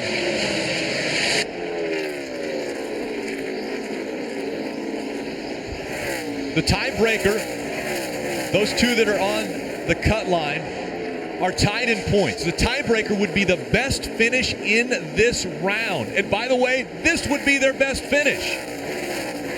So basically, it's all down to this race. 17 to go for these two cars. Whoever beats who here at Dover will advance in the chase. But we still have 18 laps to go. A lot of racing. I'm not sure I can make 18 more. Let me tell you another thing, how close this is. Ryan Newman right now is in 11th. He's 1 point ahead of Dale Earnhardt Jr. We talked about him earlier, able to stay in only being 1 lap down. He's the only car a lap down. He cannot fall any further back. So had he not stayed in that lap, he could be racing Hornish Jr., Austin Dillon, Danica Patrick. He could be racing those for his opportunity to advance in this chase. Staying in that only 1 lap down is going to possibly enable them to move along. Let's look at this. We talked about having to run good. These guys have had to run great. Kyle Busch, 1 point above the cut line, running second. Dale Earnhardt Jr. and Jamie McMurray tied at the cut line, running third and fourth. This is what the playoffs, this is what the chase is all about. To advance, you can't just run good. You have to run great. That's what elimination races do.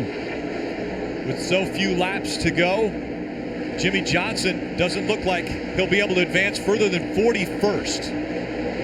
That would be potentially the highest that he could go. The battle for third continues. Ryan Newman running 19th. Newman, the only car a lap down. We have now just 15 to go. You see Dale Earnhardt Jr., he's saying no caution, please, no caution, have nothing strange happen. The car directly behind him, he's saying the exact opposite. Give us a caution, give us a chance, give us an opportunity. And once again, Kevin Harvick finds himself in a position that he's familiar with. He has to win to advance. And Jeff, if you look back further in the pack, it's still not determined even for them. Brad Keselowski's 15th, hasn't had a very good car most of the day, really been fighting the hailing. Greg Biffle is battling with him. He's only 2 points to the good right now, and he has positions he can lose on the lead lap. He has Kurt Busch and Denny Hamlin behind him. Dale Earnhardt Jr. running third. Jamie McMurray is fourth. Both of them tied in points at the cut line. And look at Brad Keselowski. He's not safe. Right behind him is Kurt Busch. Kurt has shown a little more speed. He's fighting with Brad right now. If Kurt can get by the two, that brings him within 1 point of being eliminated. Brad Keselowski not wanting to fall back even one position to ensure his spot in the top 12. So a little bit more debris flying around the track. Oh, sideways is Greg Biffle. Can he save it? He does. Clint Boyer in the 15. Another driver has to win. Clint Boyer running 15th.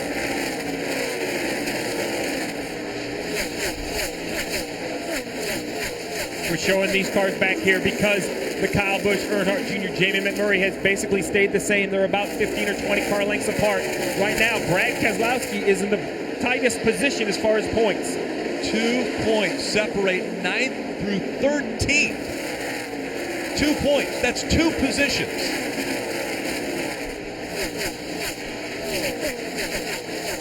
Ten laps to go. The final 10 laps of round 1.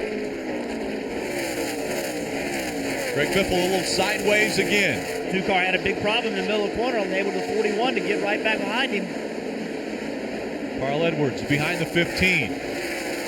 Look at Kurt Busch trying a little bit higher line.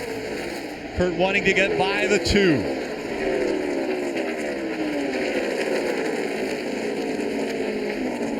If Kurt Busch is able to get by the 2 of Brad Keselowski, that puts Brad Keselowski in a tie with Kyle Busch and Ryan Newman. Just 1 point above the cut line. 1 position above the cut line.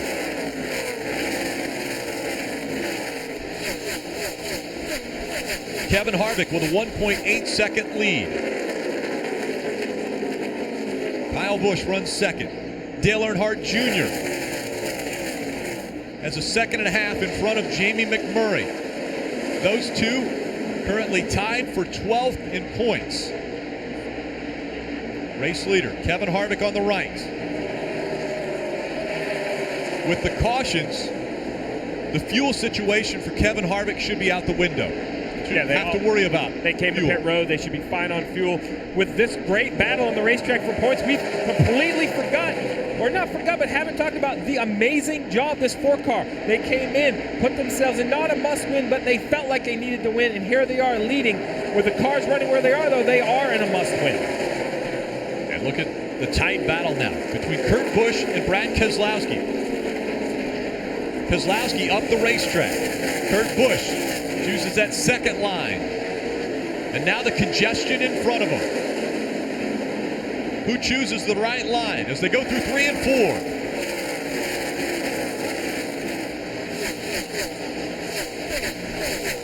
A good turn once again for Keselowski. Under 5 laps to go. And this needs to recognize this. And this is Jamie McMurray's issue right now. He's trying to catch the 88 of Dale Earnhardt Jr. But look, a non-chaser, the 43 of Eric Almirola is catching him. See right here, Brad Keselowski, the 41 of Busch racing each other. Brad needs to recognize the situation he's in. He has 2 points. It's okay if you give up this spot to the 41. The car behind you is a 48. That's not going to hurt you. Don't do anything silly racing the 41. Make sure you understand the situation that you're in. Crew chief, everybody's got to be talking to him. Under 4 to go. Just 3 remain for Kevin Harvick. An incredible job this 4 team has done to rebound from the incident at Chicagoland that put them in a hole. Then, running out of fuel at Loudon last weekend, kept them in that hole. They knew coming in they had to have a great finish. He's looking like he's going to try to get the win, his 3rd of the season. Under 2 laps to go. This could end up being Harvick's 3rd must-win in the last 5 chase races, if he's able to accomplish it. White flag is out. One more time around for Kevin Harvick. The tiebreaker between the 88 and the 1 is finished position. They're tied right now for 12. Down the backstretch, Kevin Harvick just has to get through 3 and 4 if he wants to advance to round number 2. Kevin Kevin Harvick is going to win at Dover. That's why right there.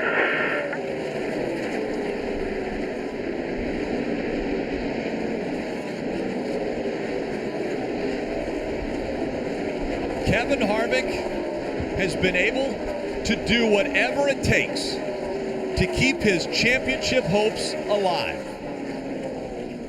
Awesome deal. Burn them down, brother. Show us something. That's about as much, the most emotion we'll ever hear out of Rodney Childers. Listen, I don't think this entire field did not want to see the 4-car just burn out when this race is over. That guy right there winning this race. They didn't want to see that. The only way he was going to advance was to win this race. He got it done. That has to be the favorite to win this championship. As we watch Kevin Harvick celebrate a win here at the Monster Mile, Sunoco fueling victories. You can barely see the 4-car, but Rodney Childers told him to burn it down. He's with Kelly. And Rick, I can tell you, Rodney looked remarkably calm there at the end of the race. Rodney, you've been in this situation before, back up against the wall and responded with a win. How does this team constantly rise to the occasion? It's a lot of people, not only here at the racetrack, but back at Stewart House Racing and Hendrick Engine Shop and the chassis shop at Hendrick. But really, it's the guy that's in that seat. You know, he brings us all together and makes this happen. And man, it's a lot of fun to go to the racetrack with these guys. I got an awesome group, and can't wait to get home and see my baby boys. It's been a long time since this team has been to victory lane. We'll let Rodney go celebrate. It has been a long time. In this first round of the chase, Kevin Harvick has been incredible. He has led 581 laps in the first round, but it took a win for him to advance, as we see Kevin Harvick and team owner Tony Stewart. And the names that don't advance to the second round are going to shock you. Jimmy Johnson. I mean, Jamie McMurray. I mean, they ran 4th today. They came in, they were 10th, they were 11th in points coming in. They ran 4th, and they're going to miss the chase. You have to feel bad for them. And, of course, Jimmy Johnson, those guys also were favorites. They're out as well. Paul Menard and Clint Boyer, the 4 that don't advance. Kevin Harvick will make his way to victory lane. After getting his 3rd win of the season, we'll celebrate with him in victory lane when we return.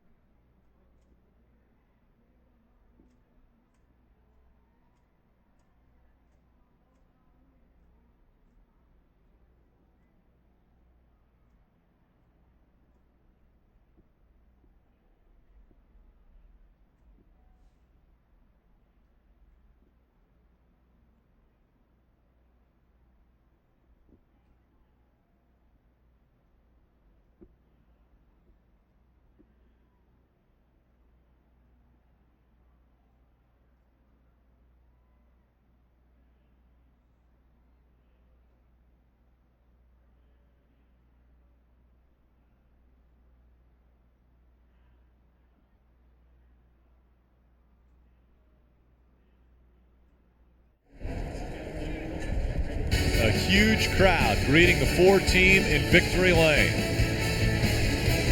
The 3rd different chaser to win a race in the first round and be able to advance to the second round. And it took a win. He had to win if he was going to advance into the second round. And how about the wins bonus points for Dale Earnhardt Jr., which enabled him to advance? He was tied with Jamie McMurray in points, but it was those wins that got him enough points so that he could be in that position. And now, Keelan, wife Delana, congratulating him. Let's go down to Marty. Wife Delana, Keelan coming in for a hug, and it's been since March at Phoenix since Kevin Harvick has won. This one's going to be a little bit of celebration, I have a feeling.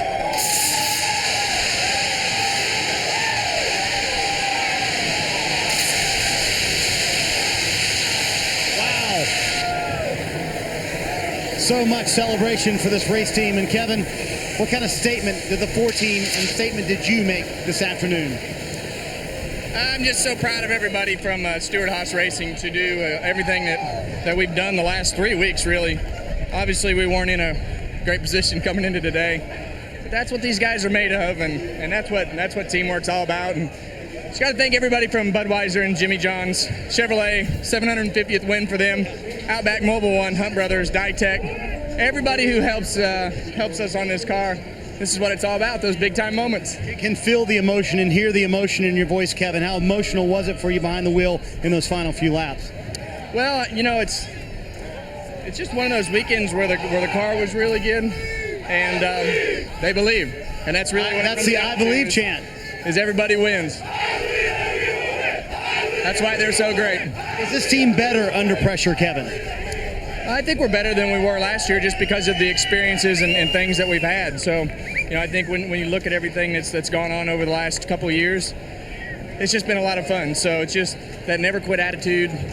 You know, that's what Stewart told me last year when we went to Homestead. He said, whatever you do not quit until they throw that checkered flag. You told me you like these moments because the reward, if it pays off, is a lot sweeter when you can finally get it. What, you know, having survived this, is this team a little bit stronger?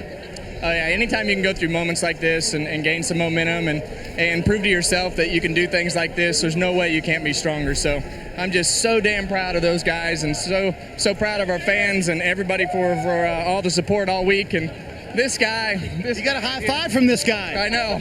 Oh man. So yeah, that's right. See, there it is. Stay the course. That's what he always says. And you know, it's Tony's just one of those guys that's he always puts everybody before him, and that's really what makes Stewart-Haas what it is, and just a lot of fun to be a part of this team. They're going to stay the course, and they believe they can win because they did it today here at Dover. Kevin Harvick puts himself into round 2, Rick. And I'm pretty sure Keelan wanted a little monster from the Monster Mile. He knew where they were going to be able to put the trophy if Dad made it to victory lane. What an incredible battle we had really throughout the whole race for that final spot, that final transfer spot. And it came down to the 88 and the 1. Jamie McMurray, Dale Earnhardt Jr. coming off of pit road, the move that McMurray made to get by the 88 for that restart. Jamie understanding where the speed lines were, he was able to accelerate and slow down to avoid being caught speeding. And then we had a caution and another restart, and soon after the restart, you see Dale Earnhardt Jr. gets to the outside of Matt Kenseth, carries that momentum to the right rear corner panel of the 1 of Jamie McMurray, and after 3 races and all the effort, tied in the points. The tiebreaker being the best finish in the round. You see these guys, a lot of respect for one another. They know how hard and how stressful that was for each of those 2 guys to battle. Yeah, tough situation for Jamie McMurray in his first chase, eliminated after round 1. The tiebreaker scenario, when you have the exact amount of points between 2 competitors, it goes to the best finish in that round. So in round 1, the best Earnhardt Jr. And Dave caught up with Jamie moments ago. For Jamie McMurray, it came down to a final restart and a final run, and the guy you needed to beat got around you, Jamie. Talk about the end here. Well, it was a great move that Dale Jr. Made on the outside. I was waving at Matt, hoping that he would let me in, and I didn't really feel like the outside was the place to be. And he just did a really good job and got a great run on me. I thought we were better than him the run before, and I thought I'd be able to get back by him, but we were driving so hard those last few laps, and it's just hard to make up any ground. And it seemed like our car was maybe better taking off on stickers. His was a little bit better on the scuffs. But it's, we haven't run this well, honestly, all year long. I talked to you earlier today about that. So I'm thrilled with our performance today. It's frustrating that we weren't able to make it to the next round, but good day for Nature Made Adult Gummies car. Just needed 1 more point. Well, describe what it means now to exit at this point, Jamie, in your first chase. Well, running 4th today is really good for the overall points, and right now you totally focus on trying to finish 5th in points. If we can have a car like this every week, we realistically can get there, and that'd be a great year for us. Strong try at the end for McMurray. Jimmy McMurray out. Another driver out. That I think shocks many would have to be the 48 team and Jimmy Johnson. The day when he came in, there had to be confidence. 10-time winner here, but then the problem with the rear end. Yeah, the position he came in points in 5th, 27 to the good. He just needed to have a smooth day. Mechanical failures got him. They had a failure with an axle seal. You see the oil dripping off the race car. That brought the 48 to the garage area. They ended up 36 laps behind the leader. And Mike Massaro caught up with the driver of the 48 moments ago. Obviously, a big surprise name will be eliminated from the chase. That would be Jimmie Johnson. Mechanical issues. First off, what happened? I don't know exactly, but listening to the guys on the radio, it sounds like maybe an axle seal, something very inexpensive and simple. But that's racing. I mean, I've lost championships this way. I've won championships this way. With others having this issue. It's not the way we want to end the season. It's unfortunate it's turned out this way, but it's racing. Not much we can do about it. Can you put this in perspective? I don't think there's too many folks out there who would have expected that the 48 team would not advance to round 2. What are your thoughts on this right now? If you look at the old chase format, a bad finish like this probably would take you out of winning a championship anyway. So with this format, the chase format in general, different variations of it, you've got to be on for all 10 races. It just shows it. I think this one's a bit more forgiving. If we could have won one of the other 2 tracks, we would have advanced with a bad race, but it just wasn't meant to be. It's unfortunate. I feel for my team. I feel for Hendrick Motorsports, Lowe's, Chevrolet, but not much we can do about it. It's just racing. Thanks for your time. Thank you. Jimmie Johnson, eliminated here in Dover. Jimmy having a ride out there. Yeah, tough situation for the 48 team and Jimmie Johnson looking for their 7th championship. But we also have heard this year that they have re-signed Chad Knaus. Jimmie Johnson will stay together at least through 2016 again. Into 2017, still looking for that championship. We heard earlier and saw the embrace between Dale Earnhardt Jr. and Jamie McMurray, the 2 that were tied in points right at the cut line. Dave Burns caught up with Dale Jr. just moments ago. 3rd place for Dale Earnhardt Jr. is good enough, and he was just told by someone standing by, tied for points, but the position was what mattered. Talk about that final run and getting it. Yeah, I didn't know what the points looked like, but they just told me I had to beat Jamie, or the 18, and we got around him on that last run there, on that last restart. He was trying to get into the bottom in front of the 20 into 3. And they just kind of rolled that corner real slow for some reason. I drove it in there on the outside. It was pretty much my only shot to get it, Jamie. You can't really pass here, so once a guy gets in front of you, he's just going to block you and give you dirty air, and he really can't go anywhere, even if you're a little better than him. So I just had to jump out there, and hopefully it turned in the middle of the corner and didn't push. And it worked. So we got around him. He would have advanced if we hadn't got that caution, because I don't think I could have ran him down. But just Nationwide Chevrolet was fast. We did run 3rd. We should have run 3rd. I think we had a top 5 car. And we had some issues on pit road, but we're going to keep working on that. I think our guys are going to remedy that and get that sorted out. I had a couple loose wheels and stuff. But Greg's setting up the car really well. We've had great speed at a lot of these tracks in the last several weeks. We just got to put these races together. We can't have any issues and make any mistakes, and that's what it's all about. So how confident are you moving on to round 2, Junior? We'll work on that confidence this week. Going to sit down with Greg and the guys and just brainstorm over everything we need to do. Half the battle's preparation. We just got to show up ready in the ballpark with a fast car, and that starts on Monday and Tuesday. We have a lot of meetings and a lot of discussions, a lot of phone calls, text messages. There'll be a lot of conversation trying to prepare for this next race, and you do that each week, and hopefully you do it and get ready, and when you show up, your car's fast. That's what happened this week. We had a pretty good car, and tuned on a little bit, made a little better in the race, and finished good. Junior's through with a strong finish.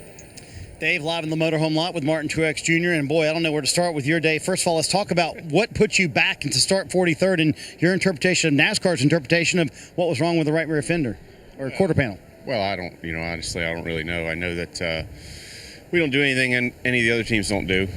They tried to make an example out of us for some reason today. So not sure really what the deal was. Cole will figure it out. That's his end of the car, and I just drive it. So I told him that, yeah, that sucks, but we'll be okay. It's 400 miles or 400 laps, long race, and we just stayed focused and worked hard on it. We didn't have a great car all day. We were tight, just like we were yesterday in practice, but just fought it, and we could really run well when we get up front and get some track position. Just man, I swear I cannot ever be in the right spot on the restart. It seems like the outside was so much better today. and I kept getting on the bottom. So it was tough. Track position was tough, hard to pass, but all in all, we did what we had to do. But the positives you take away from 43rd to 11th, and then when you took those 2 tires running up in the top 5 for a while, the car seemed pretty good there. Yeah, the car was pretty good when we could get track position. We just could never get it really because of the restarts. Every time we gained a couple spots on a long run or anything, we'd lose it on the restarts getting on the bottom. So it is what it is. It's part of racing. It's hopefully we'll get a little bit luckier from here on out. But guys did a great job. Pit road was flawless, and we talked earlier that we just got to go race and do our thing and stay focused, and we were able to do that. So no mistakes, don't beat yourself, and our car had pretty good speed as well to go along with it. And he also looked at how tight the points were and just kind of shook his head and said, wow, it is close. This chase cut off, a lot of pressure on these drivers, and the ones who get through round 2, obviously very happy. Take a look at the results. Kevin Harvick had never won at Dover before. Well, when he needed it the most, he was able to accomplish it. Kevin Harvick wins. Kyle Busch needed a great finish. Comes home second. We saw what Dale Earnhardt Jr. had to do. He had to finish in front of Jamie McMurray. Well, it took a third-place finish to beat Jamie McMurray, who finished 4th. And the top 4 all stepped up. I mean, they all stepped up and did what you thought they would need to do. You would have thought 4th place would have advanced Jamie McMurray, so you got to give all those teams credit for stepping up when they needed to. Yeah, and here on page 2, it was a battle for all of these cars. Martin Truex, he did advance plus 6 points, but Jeff Gordon only 2 points above the cut line. A hard-fought battle for 12th. 2 simple positions would have moved him out of the chase. Jeff Gordon still has a chance at a championship, and this is his final season. Can you continue on back through the field? You still won't see the 48th of Jimmy Johnson. Today, Jimmy Johnson finishes 41st and is eliminated from round 1 of the chase for the championship. Let's take a look at the chase grid now as we go to the round of 12. Matt Kenseth, Denny Hamlin, all the points will be reset. They start with a clean slate. Everyone will have 3,000 points, everyone on a level playing field. That's the biggest thing heading forward to Charlotte, that we now have 12 drivers tied again. We get a whole nother round, 3 more races. We saw how crucial race 3 was. Well, think of the points that weren't taken advantage of in race 1 and race 2 of this round. Starting at Charlotte, these guys need to try to learn and put together 3 solid rounds. Advancing from here only gets more difficult. It gets more difficult for sure. And remember, the last race in this one is Talladega. So anything can happen there. Win and you advance. Well, Sprint Cup Series playoffs continue on Saturday night with the Bank of America 500 on NBC. That's at 7 p.m. Friday, it's Xfinity Series Racing from Charlotte, presented by AutoZone. That's at 7:30 p.m. Eastern on NBC SN. Coming up next, more post-race coverage from Dover with Chris Devoda, Kyle Petty, and Dale Jarrett. Kevin Harvick wins at Dover. This copyrighted telecast may not be reproduced, retransmitted, or used in any form without the authorized written consent of NASCAR Broadcasting. NASCAR would like to thank all of our loyal fans for your continued support, and we hope you enjoyed today's broadcast.